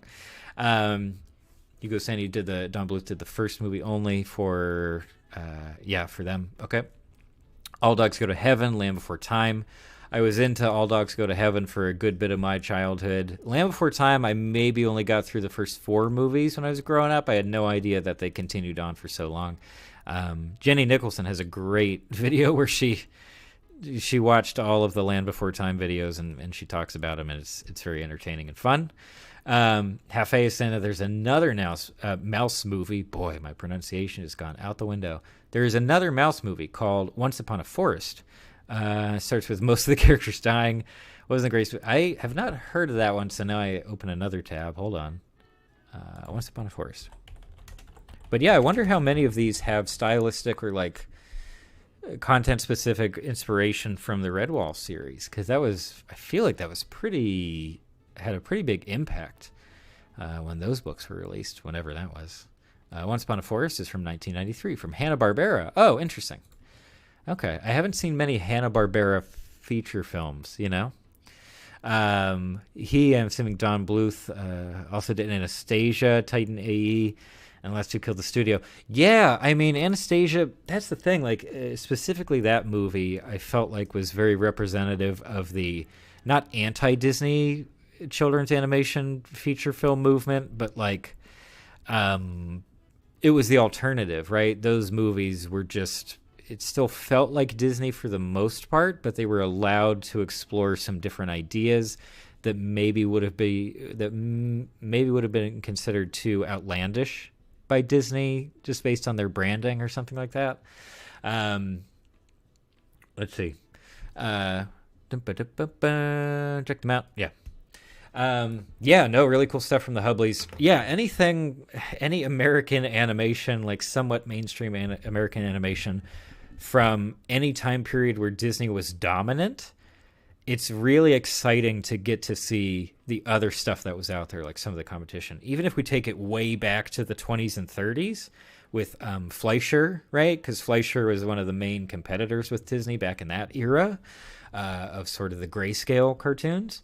And some of that Fleischer stuff today still holds up really, really well. And it's not that this is just outright better than everything Disney was producing. It's that it's something different. It's a breath of fresh air, right? It's some kind of alternative.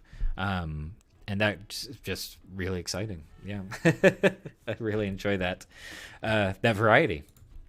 But here, I need a drink of water real quick, but I can move on to the rest of the Mario Kart cup here. Here we go. Yeah, we're not doing good in this cup. I think it's going to be a second place finish. Man, that's awful for me. Half A also recommends Animals of the Farthing Wood. It's a British TV old animation, which is interesting to say the least. It's kind of like Watership Down, a movie with a comedy. Yeah, Watership. I think Watership Down was pretty popular when I was growing up, or at least like well known, you know. So that was a pretty big deal. And there's something else I wanted to comment on here. Yeah, what is it? That it's a British show. Yes. So this is a bit of a sneak peek, I guess, for you guys who happen to be here in the stream right now, and for anyone who watches it after the fact, I suppose. But I am currently actively working on a video. Banana. I am currently actively working on a video about British animation. Very similar in style to the video I made about Australian animation a few months ago. The next one I wanted to do was British stuff. I'm also considering doing a Canadian animation video in the same style as well. So thank you for that recommendation specifically, because it fits well into that project. And I've actually kind of had some trouble finding like the most popular British animated shows and movies from any given period of time, just because whenever you look up animation from the 90s or even the 80s and stuff, it's just dominated by Disney work or just American animation in general. So it's really great to get some recommendations for shows from other countries, animated shows from other countries, that I can potentially include in future videos. So that's awesome. Animals of the Farthing Wood. I'll open a tab of that one right after I finish Dry Desert here. I wish the buttons worked more consistently. I bet I messed up the settings on my very real GameCube. Yes. Oh, we're doing it now. I'm not going to get eaten by the Sarlacc. No, sir. Very safe route here. This is now a speed run, by the way. I know all the strats. It's great. Nope. Not getting me. Crying Cat says hello. Hello, Crying Cat. It's nice to see you. Why are you sad? Or maybe you're crying tears of joy. I hope that's the case, because we're playing a very fun game and talking about shows. And Crying Cat, if you have recommendations for animated shows or movies for me to watch and talk about, shout them out. Otherwise, welcome to the stream. We're just having a good time. Half A says, banana. And out of context, that quote makes it sound like I like bananas. I don't like bananas that much. Not in their pure form, A banana in a smoothie, that's great. A banana that's grilled and cut into pieces and put on top of other food is very fun. But bananas on their own, especially Donkey Kong sized bananas, are not really my thing. And Hugo says, I just want to watch a movie about bunnies. The reboot was not that good. Don't watch it. No, I didn't see that reboot, actually. And now that you've said that, I'll probably stay away from it. I appreciate having that insight. Crying Cat says, have you seen Attack on Titan? I've only seen the first 4 or 5 episodes of Attack on Titan. And my general impressions were good, but it hadn't completely sucked me in yet. So, Crying Cat, my question to you, stranger on the internet, is, do you feel like there's a certain point in Attack on Titan, whether it's the first season or the second season or whatever, where it really picks up the pace and sucks you in so that you want to binge watch it? That's what I want to know, because that's the point that I want to reach in the show. Because when I feel obligated to watch a show, I'm less likely to do it, as opposed to, just getting completely wrapped up in the story and automatically going, well, okay, I'm on board now. So let me know about that, because I would be very interested to hear whether there's a point of no return with Attack on Titan, where I'll just be completely swept up and be like, okay, I'm here. I'm watching all of it now.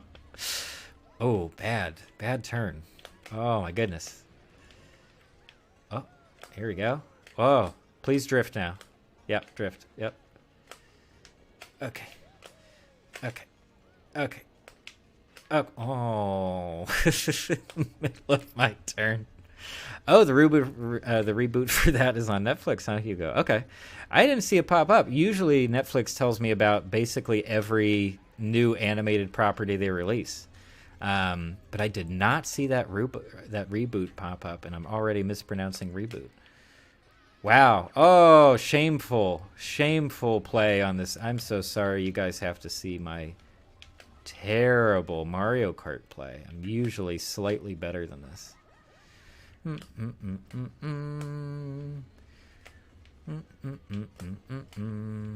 Oh, Hugo says, I like reading manga. Attack on Titan did really good near the end, and I stopped reading. Oh, you stopped reading it. I don't read a ton of manga stuff, and in general, I don't watch a ton of anime. I've seen a decent amount. Obviously, classics like Cowboy Bebop are huge, or My Hero Academia I've been getting into recently, and it's just wonderful. It's very slow, but it's a lot of fun when things really get going. Grew up with Sailor Moon and Hamtaro, classic shows, of course. And yeah, what else? Kill la Kill. I watched for the first time this past June, and was just blown away with the energy. Oh my gosh, that show was wild, man. Hefe is asking whether I like Souls-like games. And my short answer is yes. I do like Souls-like games. In general, I don't have access to a bunch of them at the moment. Right now on my Steam account, I have Dark Souls 3 and Sekiro. And both of those are excellent. I tend to lean more towards Sekiro just because it's really fast and fluid and just beautiful movement. But those are the games that sort of introduced me to those concepts and why those games have been so successful and praised by everyone for the last 10 years or so. They're so intricate but tight, and oh my gosh. But yeah, I've never actually completed one, so I'm definitely not that hardcore. But how about you, Hefe? Do you get into a lot of the Souls-like or Souls-born kind of games, stuff like that? Crying Cat has an answer about the show we were talking about, Attack on Titan. And they say that Season 2 is really good and interesting, so that's where it picks up. Oh, hold on. So this is what I've been doing. I've been opening a million different Google Chrome tabs of different shows that I need to watch. So I need to add Attack on Titan, and specifically I need to get to Season 2, and then there was another suggestion here. It's Animals of the Farthing Wood that I need to write down. Farthing Wood. It's a distinct name, so it should come up right away. It is a British-French animated series. Awesome. I'm into it already. Cool. I have that written down as well. Awesome.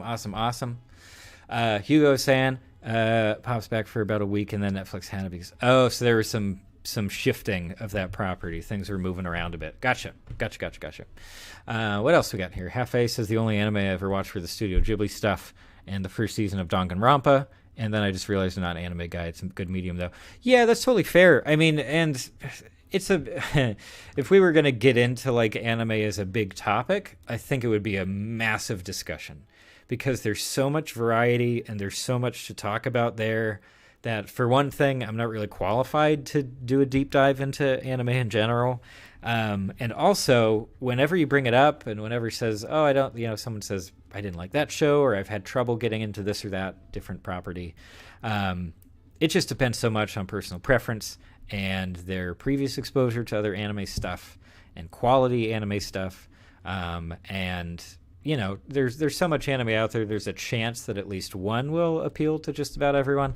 But yeah, it's also totally fine to just be like, you know what? Not really my thing. I explored it, didn't turn out fine. I think that's a completely valid position to have on it.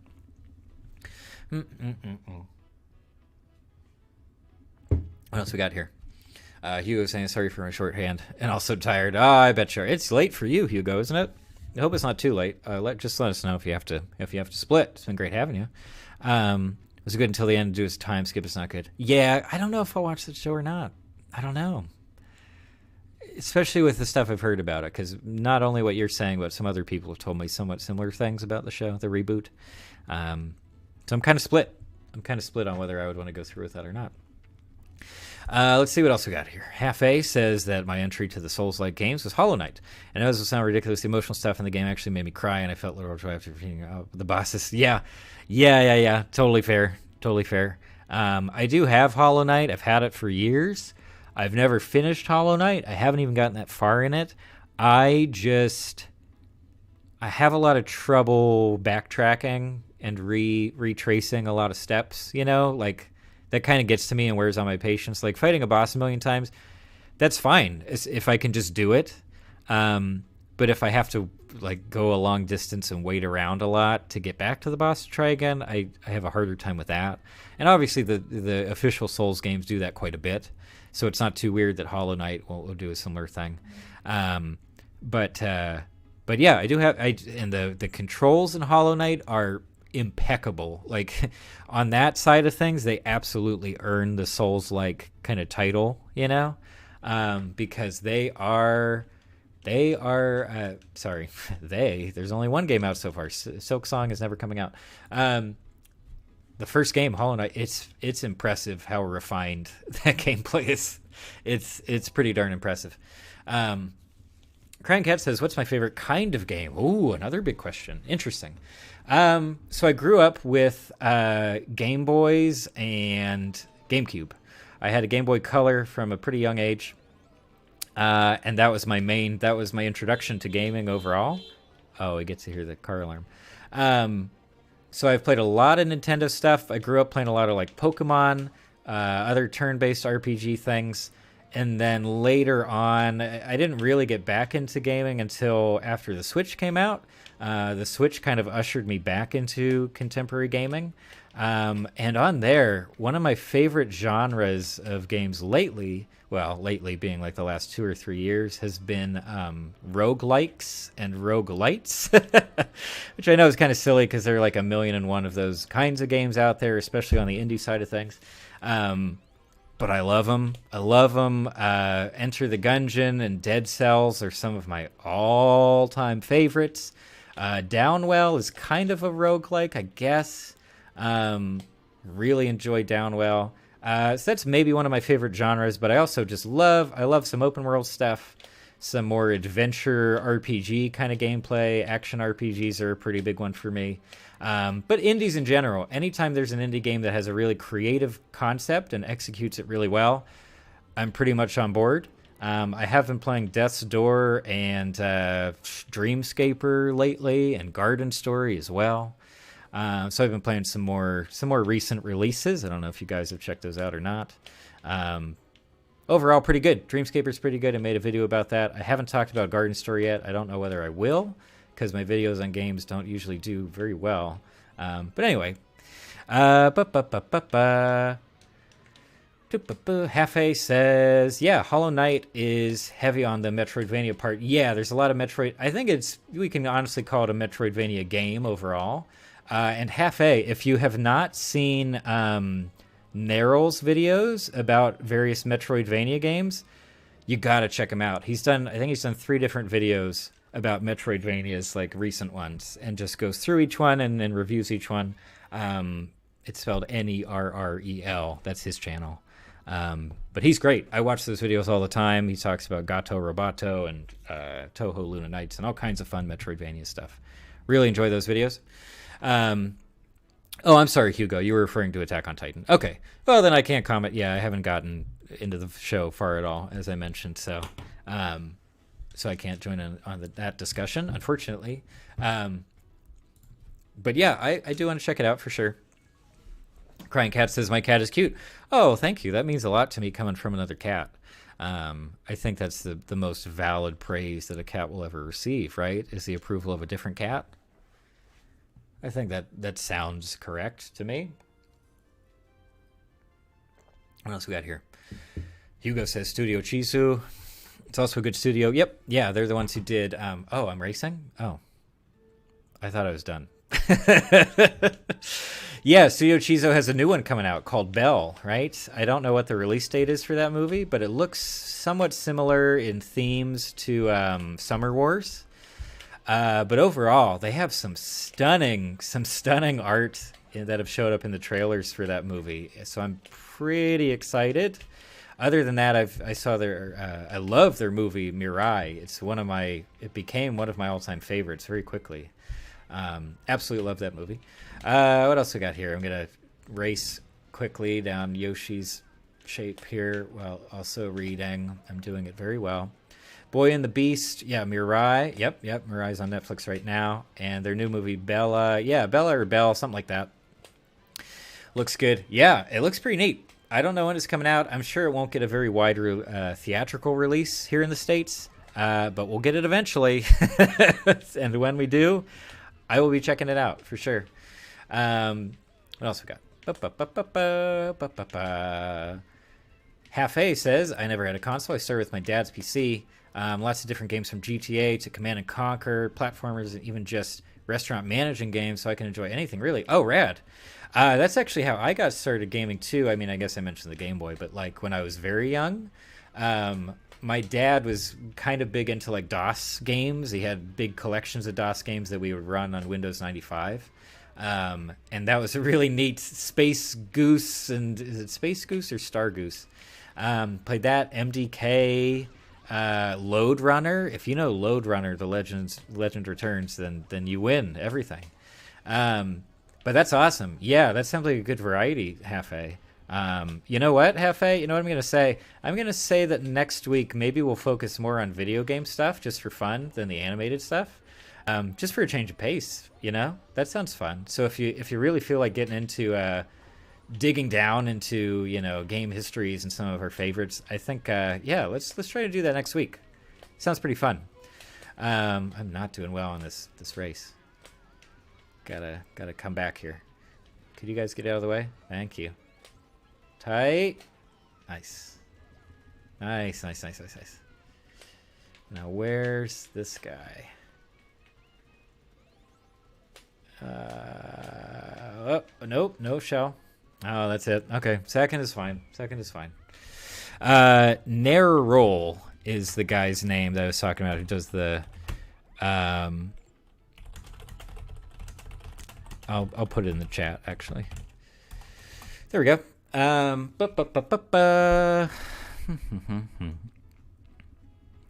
Hugo says that all their movies are like 94, 90s and above on...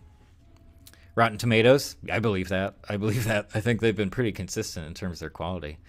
Half A proposes that the ba-ba-ba-ba is my new catchphrase. I'm fine with that. I'll take that. There are a lot of worse options out there for sure. Hugo's got some more facts. What's the Studio Chizu? I hope I'm not probably not saying that correctly. Did some work on Summer Wars. Yeah, they did a few scenes. Very Digimon the movie ripoff. Yeah, I mean it's certainly not the most original story in Summer Wars, but I think a lot of the execution and in particular a lot of the family characterization stuff. It's the girl's family. She has, all the relatives are showing up and things like that. I think they're all wonderful, and I think that creates a wonderful counterbalance to the hyper technical visuals and storyline that we get that sort of drives the plot along. But I just rewatched Summer Wars with a friend I don't know, a couple weeks ago. It was excellent. That movie still that movie's a jam. At least for me. I really dig it. Hogan Beyond. Oh yeah, for sure, Hefe. If you can make it out for the next stream. But yeah, we'll talk about some games next week. Maybe hop into Steam and play some stuff out of the Steam library I have here. But yeah, I don't know. It's fun. I don't get to, and I'll say this too, for the folks who happen to be here at the moment. One of my big reasons for starting the channel at all and trying to make videos is just because there are certain things that I would really like to talk about and talk about at great length, but there aren't a ton of opportunities to discuss these things in my just normal life, I guess. And so the channel has been a really great way to dig into kind of nerdy topics, I guess we could call them, where, yeah, you care a lot about them. You have a lot of things that you want to say about them, but you don't have to bore your real life friends with them. And so I think that's just one of the best things I can do with the channel is talk about specific things that other people really care about, but that maybe they're in a similar situation where the other people in their immediate surroundings aren't crazy about those topics, aren't crazy about video games, aren't crazy about children's animation or animated movies and all that kind of stuff. So in general, I think this channel has been a great platform to talk about this stuff and connect with other people who care about these things as well, because I don't meet a ton of those people in real life, not very often anyway. But yeah. Sorry, working through my wine here. Crying Cat saying I could play Team Fortress 2 on stream. Oh boy, TF2. Oh, I know TF2 very well. I have a copy of TF2. Don't you worry. That was one of the earliest games, well, in my adult life that I sort of became aware of, because that was an Orange Box game, right? With what, Portal and Half-Life 2? Is that the Orange Box? Anyway, so yeah, I have TF2. I'm not great at it. I'm not great at like multiplayer shooters in general. It's not really my thing. Splatoon's kind of neat just because it's such a different concept. It's not just, KD ratios and that kind of stuff. But TF2 is an absolute classic for sure. And I know some people who have put in hundreds and hundreds of hours into that game and just know everything about it, and I respect that. I respect that for sure. It's really something. I don't know. But yeah, potentially, I think I could. TF2's old enough where I could probably run it somewhat smoothly while streaming. There's some more complex contemporary games that are just too demanding on my my system, and it won't let me stream them smoothly at all. But yeah, anything that's pretty old, I could probably manage. So what do we got here? No, can I make it? Nah, almost. Hugo says, yeah, I don't get to talk about cartoons that often with other adults like this. Oh, awesome. Yeah, that's great to hear, Hugo. I mean, again, that's, yeah, basically my aim with the channel, more so than like, I'm not exactly trying to get people to pay attention to me. That's not really a goal. But just being able to chat with folks is awesome. And one of the only advantages of the internet in general. So yeah, I really dig it. But yeah, if everybody's down to like get more into gaming stuff next week, just for a change of pace, I'd be super into that. And I'll try to pick out some interesting things that we can have going on the stream while we're talking. But yeah, in the meantime, did I just lose? I think I just gave up my first place right there. No. Oh, I missed the lightning strike though. Oh, Hefe's back. Don't worry, everybody. Hefe's here. Internet recovered. I appreciate that. That's good news for all of us. Counter Strike. Yeah, I had a friend who was super into Counter Strike back in the day. It was never really my thing. But yeah, TF2 is fun. It's certainly more cartoony. I think we could say that TF2 is kind of a precursor to like the modern era of hero-based online multiplayer shooters, with Overwatch being the most famous of all of them, I guess. But yeah, it struck that more cartoony chord as opposed to the hyper-realistic Call of Duty stuff. You know what I mean? But yeah, first place. That's not too bad. What did we get overall? Oh, well, look at that. Seems like I got first place again, but not as a tie. Wow, how about that? Even while on stream talking to folks. I guess I just have a knack, you know? That seems to be the case. We're going to watch all of this, by the way. Half A says, I really enjoyed the Half-Life games. Here's a question for you, Half A. Did you play the new one? Did you play the VR Half-Life Alyx? Because, my gosh, is that an expensive game to play. I have not. I haven't touched it. I don't have VR in general. But I'm intrigued. The Half-Life series is definitely something that's just incredibly impressive in terms of what they've been able to pull off through multiple decades at this point. So, yeah, no, that's pretty rad. But it's clear they know what they're doing, for sure. Oh, we got a reward. This save file doesn't have all the unlocks, by the way, so we got the barrel tree. Now, did we unlock mirror mode? No? What do we got here? I don't even have the Toad and Toadette yet.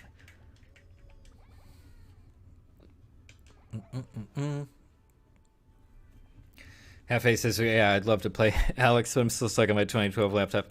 Been there. I have been there, buddy.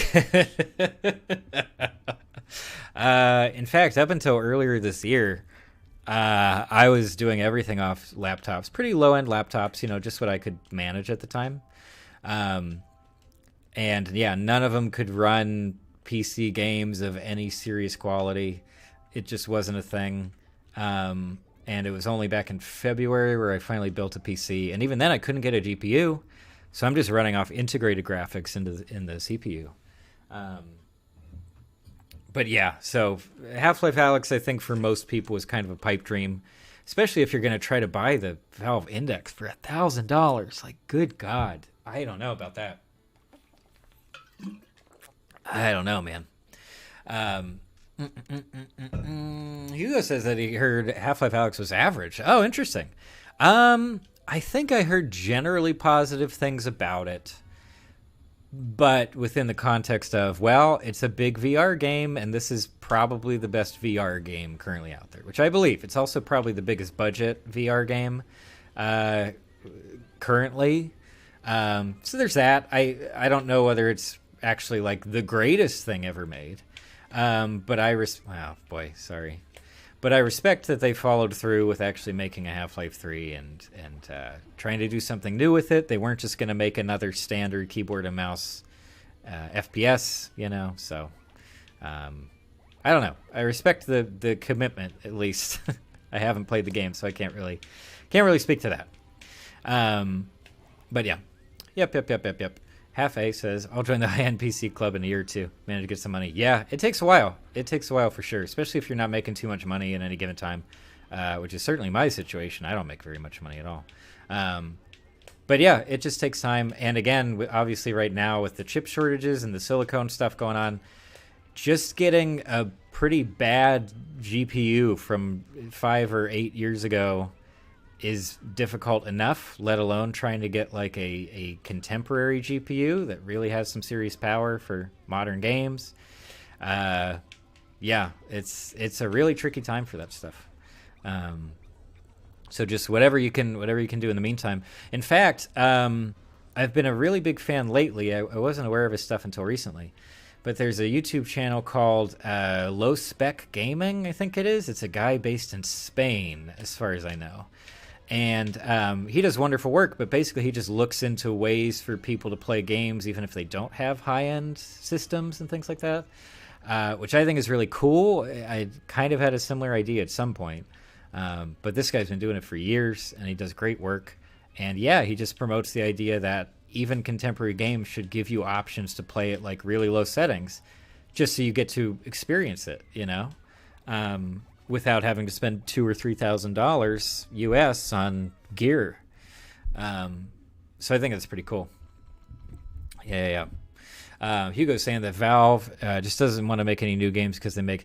Yeah, no, well, I mean, Valve certainly doesn't need to make any new games. They get, 33% of every single game sale on Steam, which is the largest digital PC storefront in the world, certainly in the Western Hemisphere. So I get that. I get that they don't necessarily need to make any games. I also think that Gabe and the team, I think the leadership style is... we only do something if we really have some solid new ideas for it.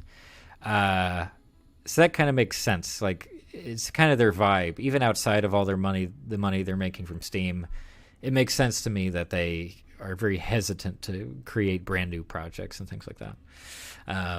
Crying Cat's going to be... okay, Crying Cat, we'll see you in a little bit. I think I'll still be here in 20 minutes. We'll see. Half A's $7 a month. Yeah, that's rough. That's rough, man. Yeah, low spec gaming. Yeah, it's sort of a magical power, isn't it, to turn games into potatoes? It's a very specific ability, I think. But I've done that totally. I had when I was on my last PC laptop, very underpowered, and I managed to run a decent number of games just by turning them down to like, oh my gosh, what was it, like 960 resolution, maybe something like that. Maybe it was probably less than that, but some crazy low resolutions, really low quality textures and stuff, just because I wanted to play the game. Like I wasn't super concerned about how well everything looked and what crazy frame rates I could get. It was just, well, can I play the game at all? So that's been my focus. Even now, like I definitely don't have a setup that can run all the newest stuff at huge frame rates. I can basically run most games at some kind of quality, but that's enough for me. That's enough to enjoy it. And like I said, I also have the Switch. The Switch is nice just for indie stuff, or 2D pixel art games where resolution and frame rates and stuff are just easier to achieve high quality there, right? Because doesn't require as much horsepower to actually execute that stuff. But yeah, the Switch itself is pretty underpowered, so it's not like it's ever gonna run things at crazy high resolutions and stuff like that. But yeah, this is an okay lap, or race in general. Yeah. We're doing all right.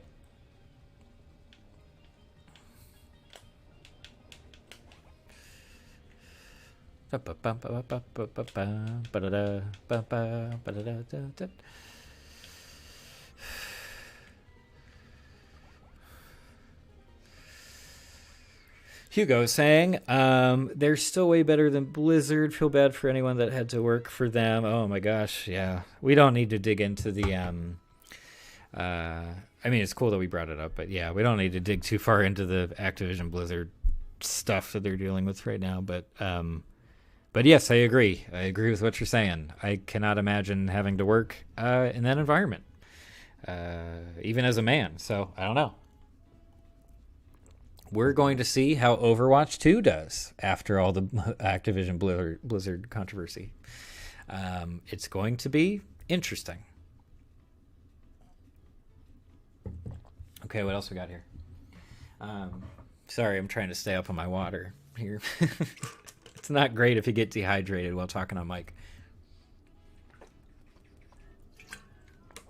All right. Okay. Half A has a question. Have you ever watched a cartoon that was so bad you felt insulted? Paradise PD. Paradise PD on Netflix. It's a Netflix original show. There are other ones for sure. But the first one that comes to mind is Paradise PD. It's a cop comedy show, animated adult animation show on Netflix.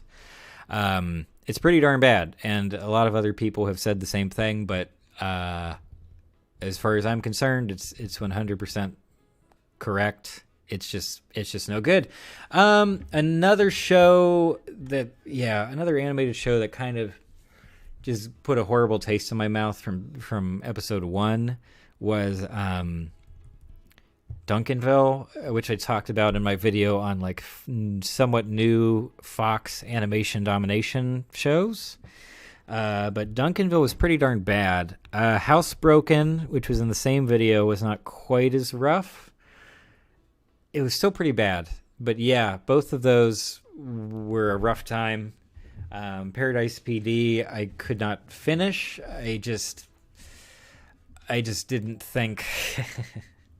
It didn't feel like the team was putting in...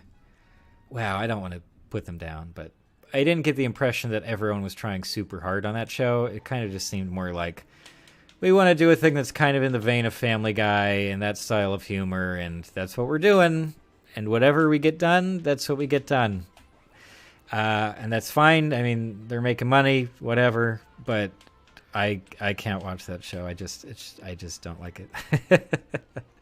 I didn't feel that it was respecting its audience to any great degree, and that's kind of a pet peeve of mine when a show does feel like it's condescending a little bit to its audience.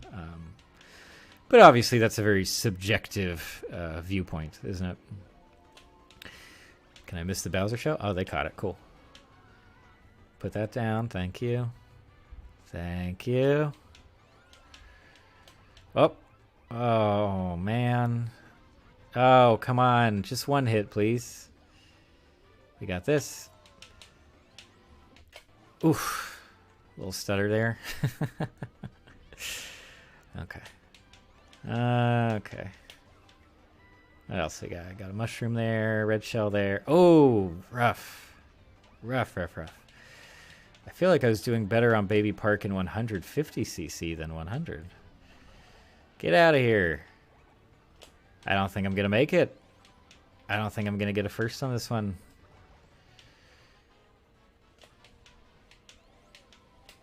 Oh, what do we got? There you go. There's our second.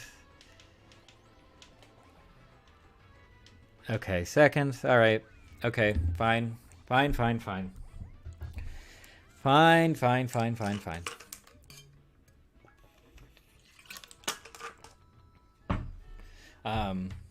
Cool. If you guys could just give me like 30 seconds or something, I'm just going to grab some more water and I'll be...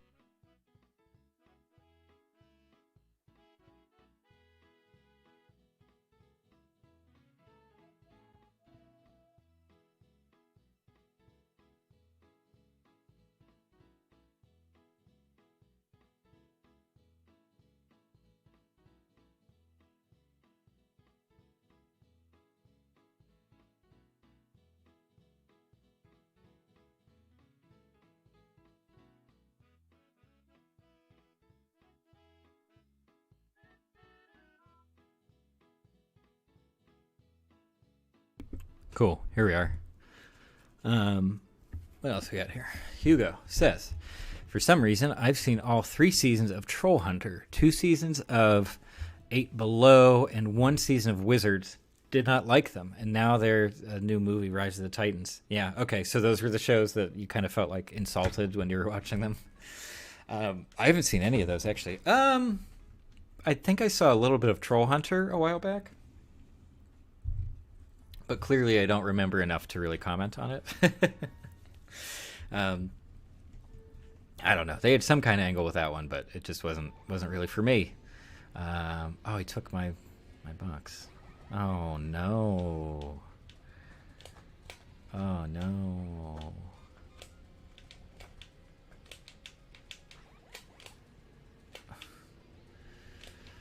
What do we got here? That darn tornado. Really giving us trouble. Get him? Nope. Close, though. We were close. Hugo says, I haven't seen the movie, but the shows are just not good, and I don't know why I keep seeing them. Yeah, maybe they have like just a ton of money for marketing, so they just keep, promoting them to different people. They're like, maybe one day it'll hit. One day it's really going to catch on.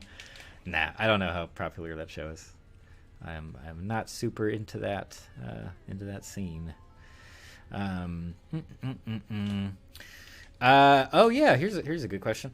While we're on the subject of like, well, these aren't bad animated shows. It's very much the opposite. But have you guys checked out? Oh, I wasn't looking. Have you guys checked out some of the DreamWorks animated shows that have come out somewhat recently? Specifically, there's She-Ra, of course, on Netflix. There's Kipo in the Age of Wonder Beasts, I guess it's called. And then there was another DreamWorks show that I just watched recently, but I don't remember what it was. But have you guys seen any of those?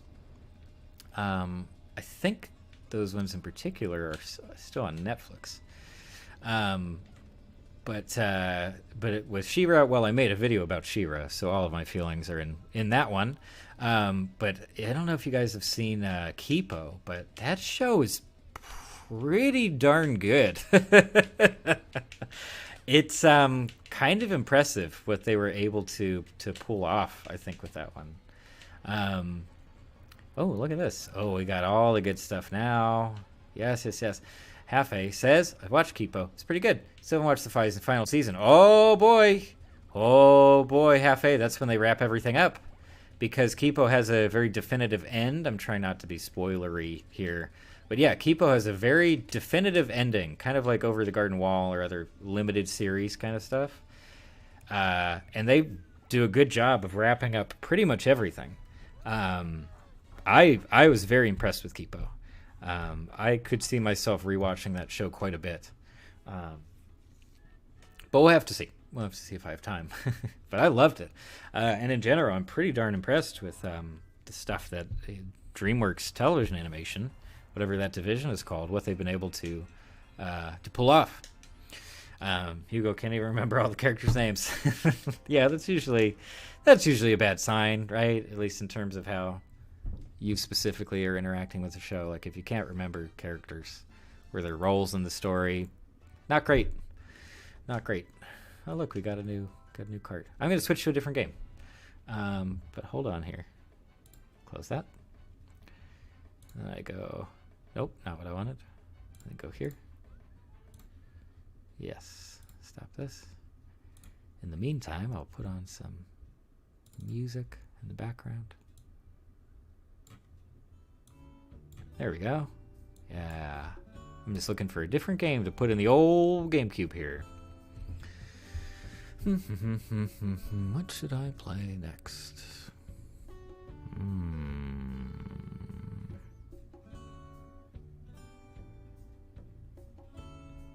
Okay. Yeah, I think it's got to be this one. I'll get to the game in just a second, but for now, we're just chatting. We're just hanging out. I can have some more water, delicious water here. Oh, we have a question here. Half-A asks, what other YouTubers do you watch? This is another big question, but I'll try my best to answer it here in just a second. So, I watch a lot of different YouTube channels, and YouTube in general. I don't know if you guys saw my video on how to watch less YouTube, but in that I show some stats of my general watch time, and it's pretty heavy on YouTube. It's basically just always on in the background. Yeah, I watch a ton of stuff. Yeah, some of my favorite people that I watch pretty regularly, people like Lindsay Ellis, of course, Jenny Nicholson, Sarah Zed has some great stuff. Big Joel does more analytical, philosophical kind of stuff. Philosophy Tube, Jim Sterling has an incredible channel that talks about the video game industry. Who else? Red Letter Media has been one of my most watched channels for like maybe 5 or 6 years at this point. They do regular movie reviews. They do a lot of stuff about bad movies. just some fun, very low impact kind of content there.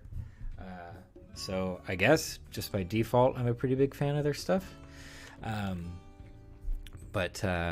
Yeah, so those are Narrow only recently has become one of my most watched channels, I think. Just because I found his stuff pretty late, and once I caught on to sort of his style and his sense of humor, I was super on board. So I watched quite a bit of Narrow. Beyond just the Metroidvania videos, he's done some really cool stuff. And that's a lot of it. Yeah, that's a lot of my big channels. I don't know if you guys are into like music stuff or music gear, but I've spent a decent amount of time in that corner of YouTube as well. And Heinbach is a German guy who does some ambient music stuff and music gear videos that are very creative and fun. He's excellent. Another one, Knobs. Knobs is one of my favorite YouTube channels in general, probably. He used to do just kind of exclusively pedal introductions and reviews, but he's really branched out into different areas and done some very creative stuff visually. And another one in that vein, well, kind of in that vein, is Scruffy. Scruffy does music theory stuff, specifically looking at games. He's a big fan of like Pikmin. Did a great video on Breath of the Wild. He's done some stuff on meditation. He did a project, I think he's still currently doing the project, where he wrote music for a non-existent Animal Crossing game. So Animal Crossing has a different song for every hour of the day. In fact, we're hearing some of it right now. And so he took on a project of writing music for an Animal Crossing game that doesn't exist. And in general, he has a beautiful video presentation and editing style. Great mic sound. I don't know how he gets that sound on his vocal mic, but it's so cozy and warm. Excellent stuff. Arlo, I can't believe I forgot to mention Arlo, but a lot of my video game watching is done on Arlo's channel. He mostly focuses on Nintendo and the Switch, but I think his coverage is great. He has a great 3.5 hour long review of Breath of the Wild that I really enjoy. Love having it on in the background. Sorry, I just kind of word vomited a bunch of different creators and stuff, but yeah, those are some of the people I watch on YouTube on a pretty regular basis. Hefe is saying, I usually watch long video essays about stuff I like. That's how I found my channel. Well, thank you. I'm glad about that. Horror and crime conspiracy channels. John Tron, as many clones. Yeah, there are a lot of John Tron clones there. And could say my favorite YouTuber is Yahtzee. Yep, Yahtzee over at The Escapist. Yeah, does some great stuff. I watch his reviews basically whenever they come out. And some of his streams and stuff have been fun. And in fact, lately, over the past year or so, he's been working with Jack Packard, who was on Red Letter Media quite a bit back in the day and had his own video game stuff. YouTuber musicians. Oh, yeah. The YouTube music scene is actually pretty impressive. Not just in terms of people releasing new music, but also in terms of people who analyze music in other media, you know. And yeah, there's some really great stuff there, both musicians and sort of more analysts, I guess we could say.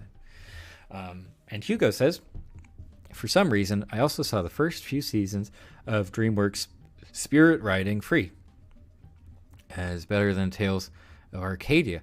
Oh, is Spirit Riding free? I assume that's the Spirit like spin-off show, or was there a movie?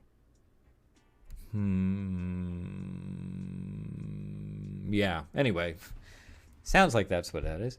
I have not watched it either way. Yahtzee Croshaw. Yeah, he's British and Australian. He lived in Australia for a while. Yeah, Zero Punctuation. That's he's been doing that show for what, more than 10 years at this point. Definitely one of the most distinctive presentation and writing styles in the contemporary YouTube gaming landscape.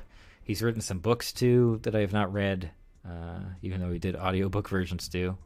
But he's great. I just think he's a very smart guy. I think he's living up in San Francisco right now, as far as I know.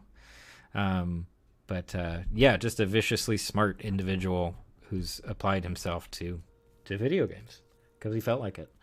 Hefe says, music and soundtracks really important for me. Most of the time, if I want to re-experience a show or a game, I just go listen to the soundtrack. That's like, yeah. I totally agree. I don't know if I've talked about this in a video before, but I'm sure it's a very common concept.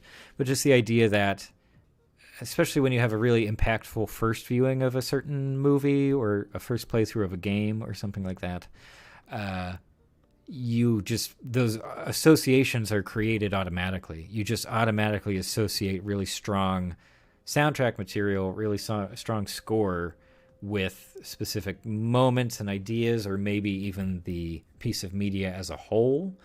And that can, it's just a shortcut to get back to those feelings that the piece of media made you experience, is to listen to maybe even just a couple measures of part of the score, and it can just right away take you back to that place.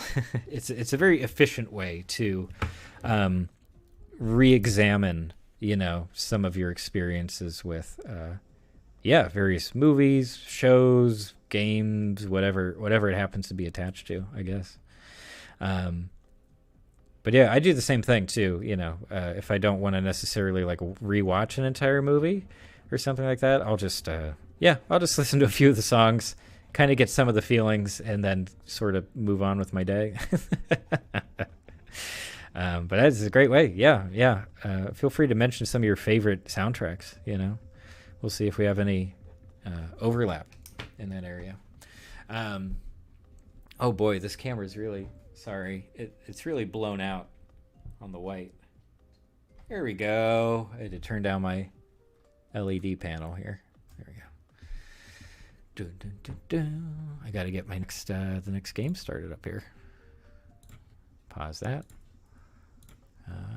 Where is it here? It's right here. This is where I do. Yes, correct. Cool. Sorry, the GameCube is taking its time today. Oops. Not what I wanted to do. There we go. Cool. But yeah, want to talk about soundtracks? I'm down to talk about soundtracks. I have my own set of favorite soundtracks, Thankfully, most of them can be found just on YouTube these days. This is some of the best menu music I think I've ever heard in a game, by the way. It's not score, though. It's licensed. Hugo says, the movie in 2000... Oh, yeah, I've seen the original Spirit movie a million times. Shows started in 2018. Different horse that's also called Spirit. Okay. Yeah, I guess that makes sense, because Spirit, the original horse, was kind of having a rough time of things. So it'd be kind of weird to bring him back for like a prequel thing. Yeah, it would make a lot of sense. Very girl power show. And then a new movie. Okay, so that's it. So the movie was my introduction to that property. I didn't know about it at all. But yeah, that makes sense now. Thank you for explaining that, Hugo. I really appreciate that. There we go. Look at that. This is a perfect view.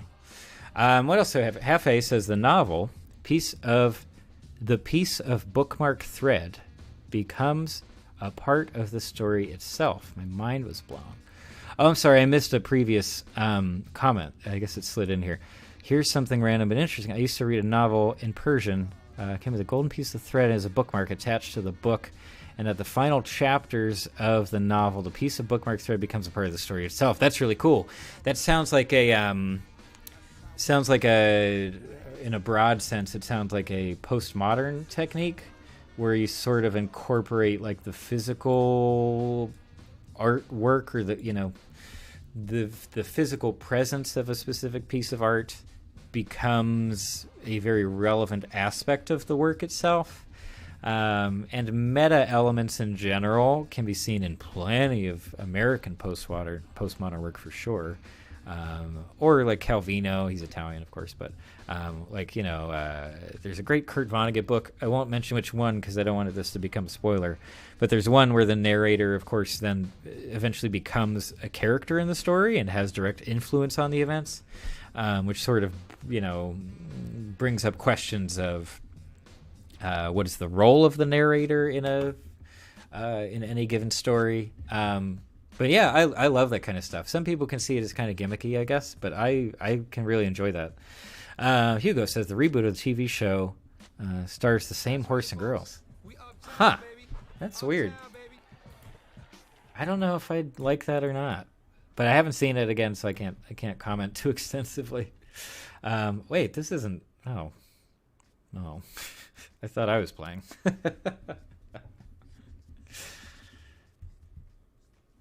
Let me get set up here. Sorry, I was chatting too much. I wasn't paying attention. Yeah. Yeah, easy mode. Away. Yes. Oh no. This doesn't have a save file. Oh no, guys. Oh.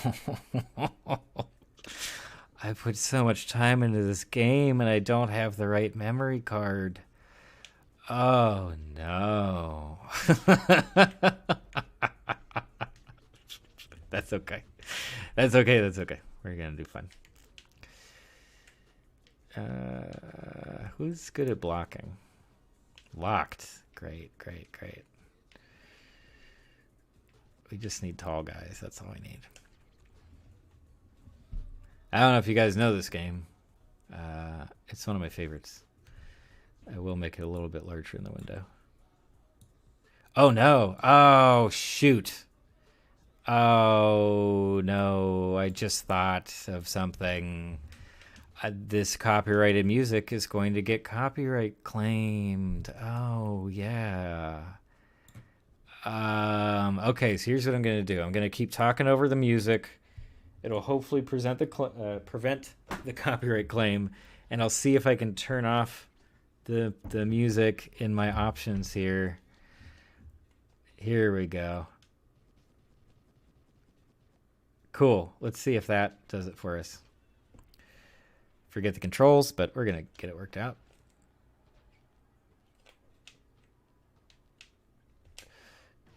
Yeah.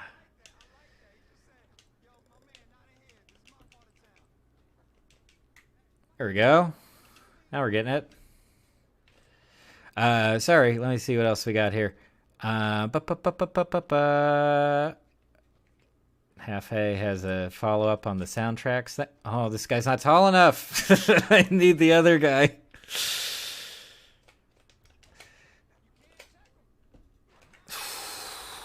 Cool. Okay. Hold on, I want to read this. Half A says about the soundtracks. The most iconic thing is the best. Yeah, sure. Soundtrack ever. Oh, wait. Are we missing a comment from Half A? I think it might have gotten cut off, so I can't see. It says most iconic soundtrack ever. And then it cuts to also the soundtrack of Iconoclast. I just got Iconoclast the other day. That's funny you mentioned that. It's pretty good. It's pretty good. Classic, chiptune-y stuff, but I really enjoy it. Hugo says the 2021 movie is a reboot of the TV show. Interesting.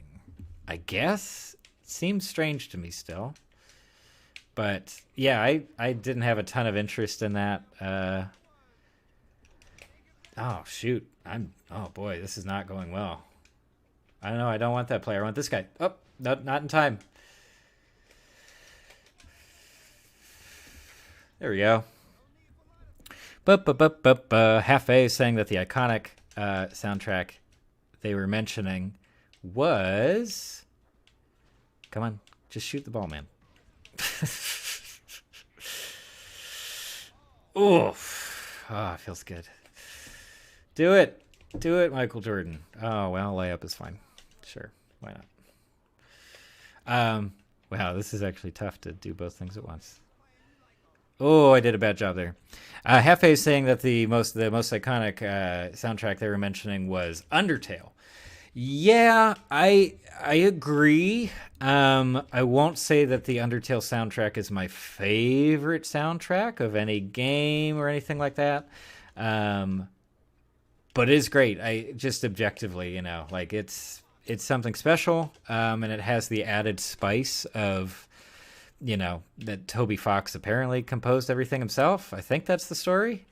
So it's, yeah, I mean, just that alone makes it worth paying attention to. But the fact that so many people have apparently enjoyed it so much and have connected with the soundtrack so much is just even further testament, to how impressive the whole thing is. But yeah, it's really not my favorite soundtrack. Undertale in general, like, I think I came into that game a little bit too late. So I had gotten to the point where it was kind of already overhyped for me. And while I really enjoy the experience with the game, it wasn't, it didn't hit me in the same way that it apparently hit a lot of other people, So that's fine. That's whatever. But yeah, the soundtrack's pretty cool. I listened to it casually a decent amount of the time, at least some of the big songs. I don't really like Megalovania that much. I don't think that's that great. But there's some other songs in there. The main theme, I think it's just called Undertale, is wonderful. Some other stuff in there that's just great. Yeah. This is one of my worst NBA Street games I think I've ever had. Oh, can this guy not dunk? Where am I? Here I am. Why doesn't it have my memory card? Oh, it makes me so sad. Oh, it makes me so sad. But yeah, what other soundtracks we got? Oh, Hugo's got something for us right now. Great timing, Hugo. No, I want the tall guy. Give me the tall guy. Yeah. Nope. Immediately lost it. Come on, just shoot it. Just shoot it.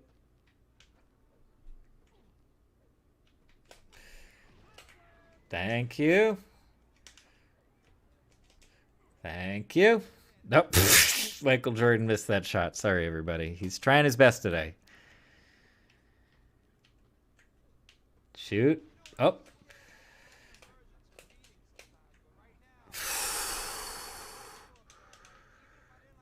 There we go. Oh, now we're bringing it back around. Now we're getting the hang of things. Okay, sorry. Boop.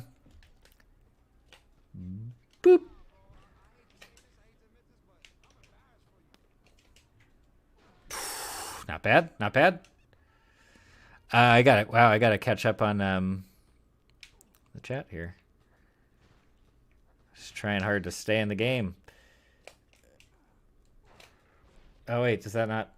Whatever. There's a special thing I could have done, but it didn't work out. Come on, man. Can we get down there quickly enough? Oh, it's not doing it. Whatever. Whatever. We're not missing that. Half A asks how far I am in Iconoclast. Not that far. Like 3 hours, I think. I'm guessing the game is what, like maybe 12 hours total, 12, 15 hours. But nope, haven't gotten that far. It's been pretty fun so far. It definitely has those Metroidvania elements, which can be a lot of fun. I think the platforming feels pretty good. The visuals are lovely. The visuals are probably my favorite part of the game overall. Oh, great. Now they got the thing. There you go. He can dunk. He's fine. Don't spoil too much in Iconoclast for me. I have not gotten that far. And then Hugo says that as a soundtrack of a game I listened to but never played the game was Supergiant's Transistor. Yeah, I have Transistor. I bought it earlier this year, actually. Not that crazy about it. Really not a fan. But yes, it does have a very nice soundtrack. More, poppy in the sense that it's more vocally based, I guess. But really cool, very stylish, of course, which is just Supergiant's thing, I guess. It's just style all over the place. Nope. Oh, can we do it? Yeah, we're done. Cool. Now I can catch up. Don't spoil the game. Yeah, shouldn't ask for it. Yeah, it's been pretty good. I like what it's doing with story so far. It's nothing too complicated or convoluted, but it's been a good time. I've really enjoyed it so far. But yeah, I only got it like 3-4 days ago, so I haven't had a ton of time to commit to it here. But yeah, I was about to drink from the wine bottle. I don't know why I have a glass. Hugh asks, is Iconoclast like a Mega Man game? Yeah, I don't think it would be too far off to compare it to Mega Man. It's very much like, yeah, there are Metroidvania elements. It's a 2D pixel art side-scroller platformer, you know. It definitely has more of a story than some of the Mega Man games. It is, but yeah, maybe Half A can describe it in more detail. Because my brain is a little bit fried at the moment, I think. But yeah. Half-A's super on board with the game. Yeah, with Iconoclast. So I really will have to put more time. Maybe over this weekend, you know? I might have some time to do that. I've been playing some other games recently that have just sucked me in and taken up a lot of time. And I'm not really one to go from, you know, playing one game for 3 hours to playing a completely different game for 3 hours. Like, I tend to take a break, you know. Here we go. Half-A sums up the game in a very short sentence. It's Half-Life 2, but in 2D form. Interesting comparison. At least so far, I probably would not have compared it to, you know, the Half-Life series specifically, but maybe it gets that serious, you know, in terms of subject matter and storyline and character development stuff. Yeah, no spoiling Half-A. Hey, look, Crying Cat's back. Hello. We even have 2 cats on screen, technically. One is awake and one is sleeping, even though it's kind of the same cat. And we're playing GameCube games, but I have to pick the next one because the basketball was too hard to do while streaming. Yeah, what is I don't remember any names of things from Iconoclast yet, not even character names. I know the situation and some of the story stuff, but specifics have not seeped into my brain quite yet.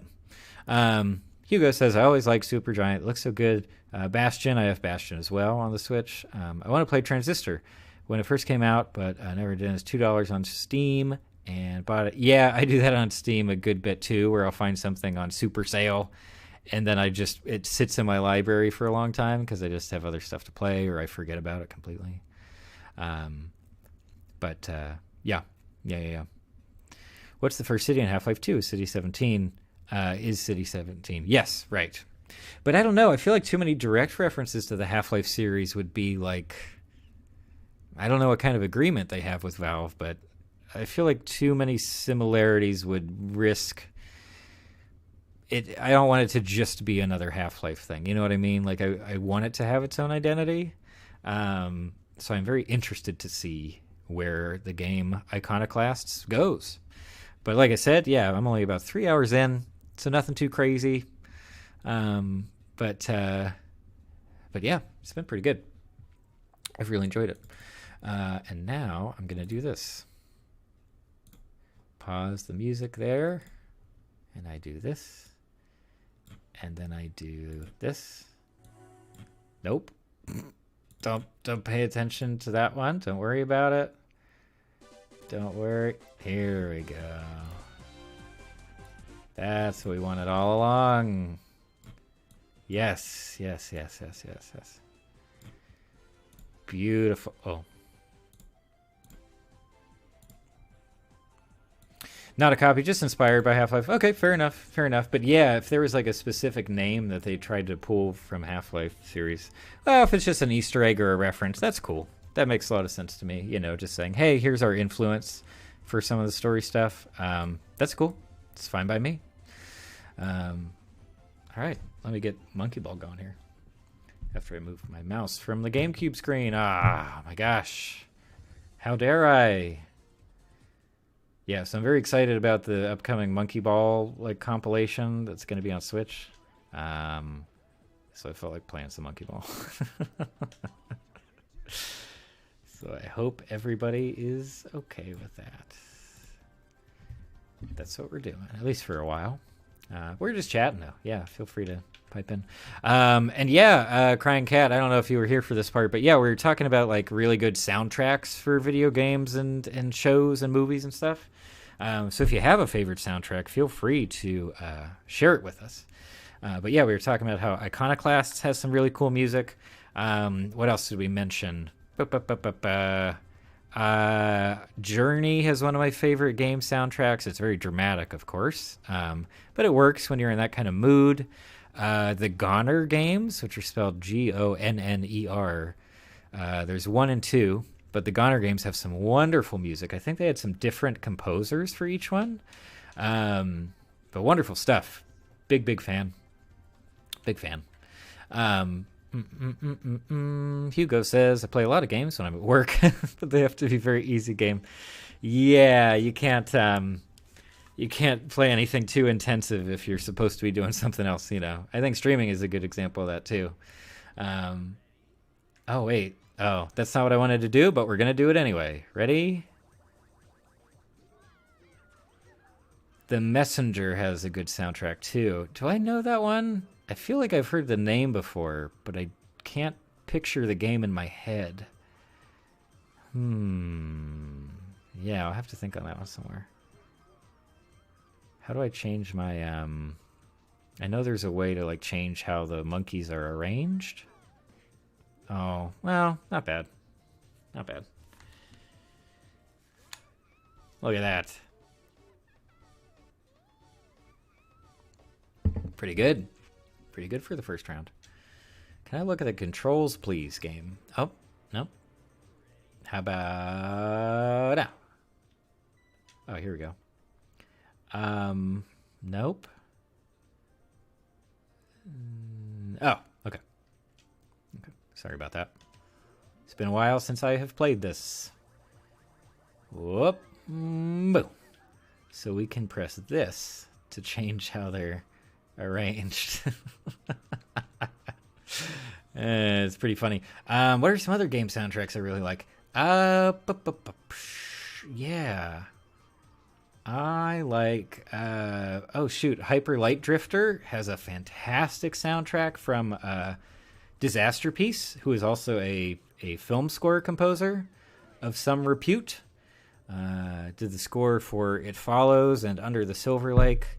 Oh, terrible. Half Aces of the Hotline Miami and Katana Zero. Yeah, well, those are really good, you know, synthwave 80s inspired game soundtracks, especially. Yeah, I don't listen to those casually too often. If I'm in the mood for some kind of synthy stuff, I'll dig those. I don't think I ever finished Katana Zero, actually. I was playing it through Game Pass, and at some point I just kind of left off with it. But yeah, and I have the Hotline Miami stuff on Switch as well, which can be a lot of fun for sure. It's very quick, isn't it? And I like that it doesn't punish you too much for dying just because you get to restart right away. Oh, not even one. Oh, one. Wow, look at that. Look at that angle. Every Devolver digital game, yeah, they do have great soundtracks. Devolver in general, you know, as a publisher, they seem to do a pretty good job of making sure that a lot of their games are just incredibly slickly presented. Death's Door was one of their most recent releases, of course, and I think it is a very interesting soundtrack because it's not the most intense or high octane soundtrack, but it can be pretty excellent, and it does a really good job of fitting diverse moods based on the environments that the game presents you with. Can we get this? But yeah, they have some great stuff. I feel like I need to look at like a list of games to think of which soundtracks I like, because just off the top of my head, I don't know. I'm having a tough time nailing down specifics, you know. But yeah, they have some great stuff. Katana Zero is good on both Hotline Miami games have very good soundtracks.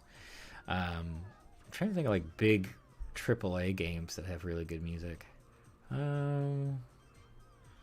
Animal Crossing. All the Animal Crossing games basically have some fantastic soundtracks, which is why I downloaded some of those songs to play on the stream this evening. Oh, we got the break. Okay. Okay. Okay. Okay, I think only one fell down. Hat in Time has a good soundtrack too. Absolutely. In fact, I almost downloaded the main theme from, or like the hub theme from Hat in Time to play on the stream. It's so bright and fun and joyful that I really, really dig it. I was dropping my controller here. But yeah, I should probably finish Hat in Time at some point. I think that would be a good idea. Oh my goodness, I got that game so long ago and I still haven't finished it. Spiritfarer has a wonderful soundtrack. I don't know if you guys have checked that one out. But yeah, very good stuff. Halfway saying I don't think I've seen any other big studio other than Nintendo that has really good music. I would agree with that in terms of like consistent. I just completely whiffed that. I would agree with that in terms of like consistently good music. You know what I mean? Like Nintendo has proven over literal decades that they can nail down some wonderful composers, that those composers can do exactly what they need to fit each game just like a glove. Yeah, from the Zelda stuff, Mario stuff, even Splatoon, Chibi Robo, Animal Crossing, of course, again, just incredible music. Yeah, much more consistent than like Sony exclusives or Microsoft exclusives. I don't know. People really like the Halo scores. I'm not crazy about them or the games in general. But yeah, it's impressive when someone can pull off a score that just sounds exactly right from the first chord, you know. Yeah, let's wrap up. This is the Cat's record, of course. Celeste and Hades have great music too. I agree. Yes, very different styles, but all of very high quality. Sonic games have some great music. I do listen to the Sonic Mania soundtrack somewhat frequently. It's a pretty good time. Yes, Hades is the most recent Supergiant game that, of course, launched to immense success after a very long,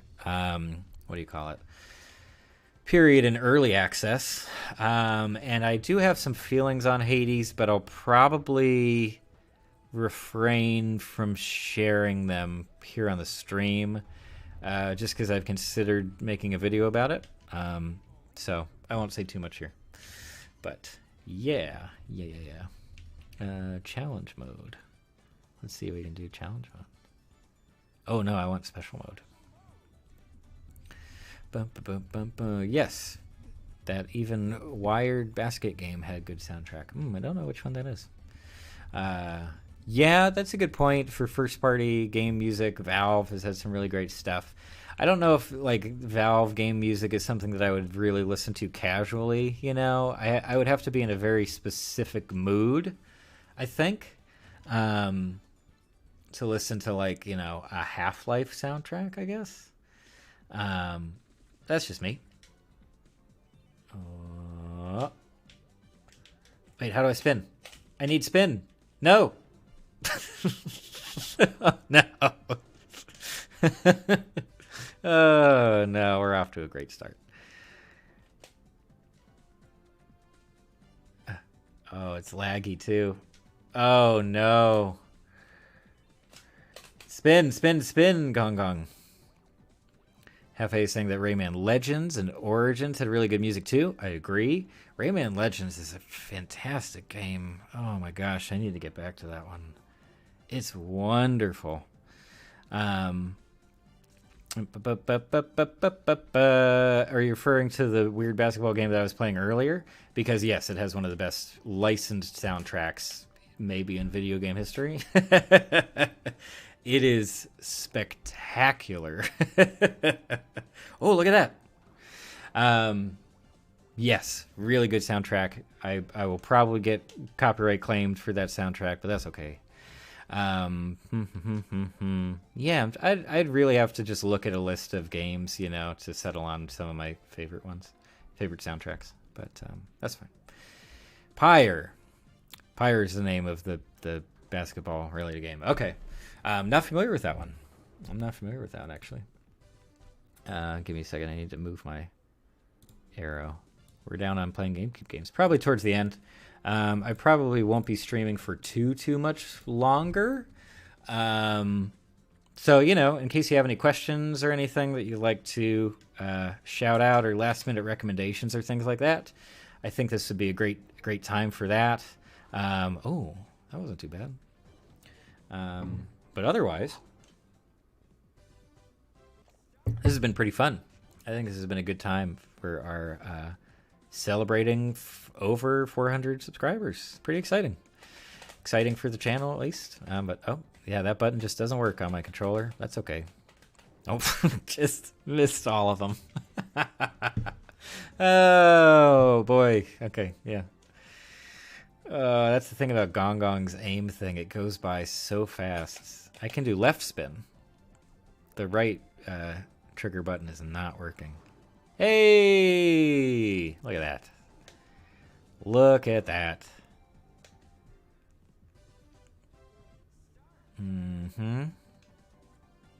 Right about there, I think. Should we just try to get that one pin? Let's just try to get that one pin. Hefe says, I hope you hit your silver play button soon. Hey, maybe. Maybe. Who knows? Maybe we'll get some momentum here one day, and we'll just start picking up subscribers like crazy. I'm not in a good situation because I can't spin. Oh, hey, that worked out. That worked out. Oh my gosh, Crying Cat suggests let's go for 400,000 subs. I'm ready. Oh man, I am ready to go on that. If you guys want to help out with that, go for it. But no, it's just all the basic stuff. I'm just gonna keep making videos about the stuff that I want to talk about, and I'll do my best to share videos around. If anybody else feels like sharing videos and doing all the normal YouTube metric stuff, it's a huge help. It honestly is. So who knows? Maybe we'll pick up steam soon enough, and we'll get to some crazy sub numbers. Who knows? Maybe this could be like I really wish I could spin. This will be some kind of actual career thing, but whatever. I just enjoy doing it in general. So every step is a win. Every step is something exciting for the channel. And yeah, even just hitting 400 subs, I know it's not a huge deal for the majority of YouTubers. But for me, it's kind of a big deal. I just take it as, a mild show of support from the viewers. And I really appreciate that. So that's all, and I'm just, don't worry about the bowling. It's a lost cause. Hugo says, sorry, it's from an early chat where I said the Supergiant game was weird basketball game Pyre, which is the lowest rated game of Supergiants. Okay, I'm sorry. I wasn't familiar with that title. So I just didn't know. We're going to quit this. Half-A says, it's Friday here, so try to remember to join the stream next Friday. Yeah, if you can. Like you said, I mean, it's very early for you over there, Half-A. So it's totally cool if you don't, if you aren't able to come out for it. But if you can, that'd be great. Otherwise, I mean, these streams should be archived automatically on the channel. So if you ever just want to watch a stream after the fact, see what was going on, you're welcome to do that as well, of course. So yeah. But yeah, I really appreciate you wanting to come out for another stream. We're getting together a fun little group here. I've enjoyed it. It's a pretty tight-knit tight-knit group we've got here. And it has boiled down to just talking, and I think that's perfect. So yeah, if you're into that, feel free to join us once again. Hugo's saying, getting sleepy, been up since 6 a.m. Yeah. Yeah, cool. That's cool. I'll probably wrap up in like another 10 minutes or so. So you won't be missing too much, Hugo, but thank you again. Thank you for being one of the regulars here. And I hope to see you next time around. Yeah. But yeah, I'll just continue to chat here, I think, for the last 10 minutes or so. But yeah, if there are any last minute questions, if there are any last minute recommendations for shows or games or things like that, please let me know, because I'm keeping track of all of them, or doing my best to keep track of all of them. And yeah, I'd love to talk about as many of them as I can. And who knows, maybe I'll end up making some kind of video about some of these shows and games as well down the road if I have time. But yeah. We have some wonderful visuals on the stream right now. I'm very proud of this presentation. We did lose our feed of Fritz the Cat, but that's all right. That's not exactly bad news. Uh-oh. My music just... Oh, okay. The music cut out very abruptly. Now I have to turn it down. There we go. Ah, I love this song. Ah, it's lovely.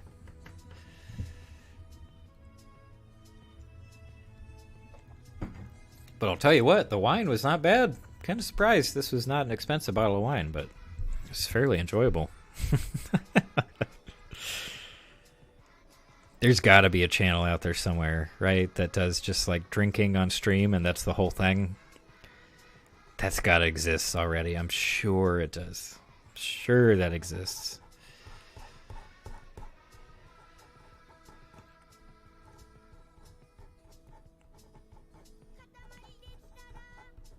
Ah, I love this song so much. Oh, Hugo says, before I go, what's the next book club show? Bird Boy Forgotten Children. Yeah, I think that's some... Is that the one? I think it's a movie. But I'd be down for that. If people want to talk about Bird Boy next week, I'd be into that. Otherwise, I think we'll be talking about some games on the stream. I'll maybe pull up some cool stuff on Steam just to have playing in the background. But yeah, if everyone wants to check out Bird Boy to some extent and chat about it next week, I'd be down for that for sure. Yeah, especially if it's just a movie. It's not as much of a commitment, you know, as watching an entire show or season of a show in just a week. But thanks, Hafe. Hey, that's cool. That's very kind of you to mark us down in your calendar. But yeah, we'll see if we can make it out for the next stream. But otherwise, yeah, just about to wrap up here, I guess. Which means I get to move my arrow on the itinerary. Look at that. So smooth. This is like After Effects stuff. Beautiful. Now I'm just doodling.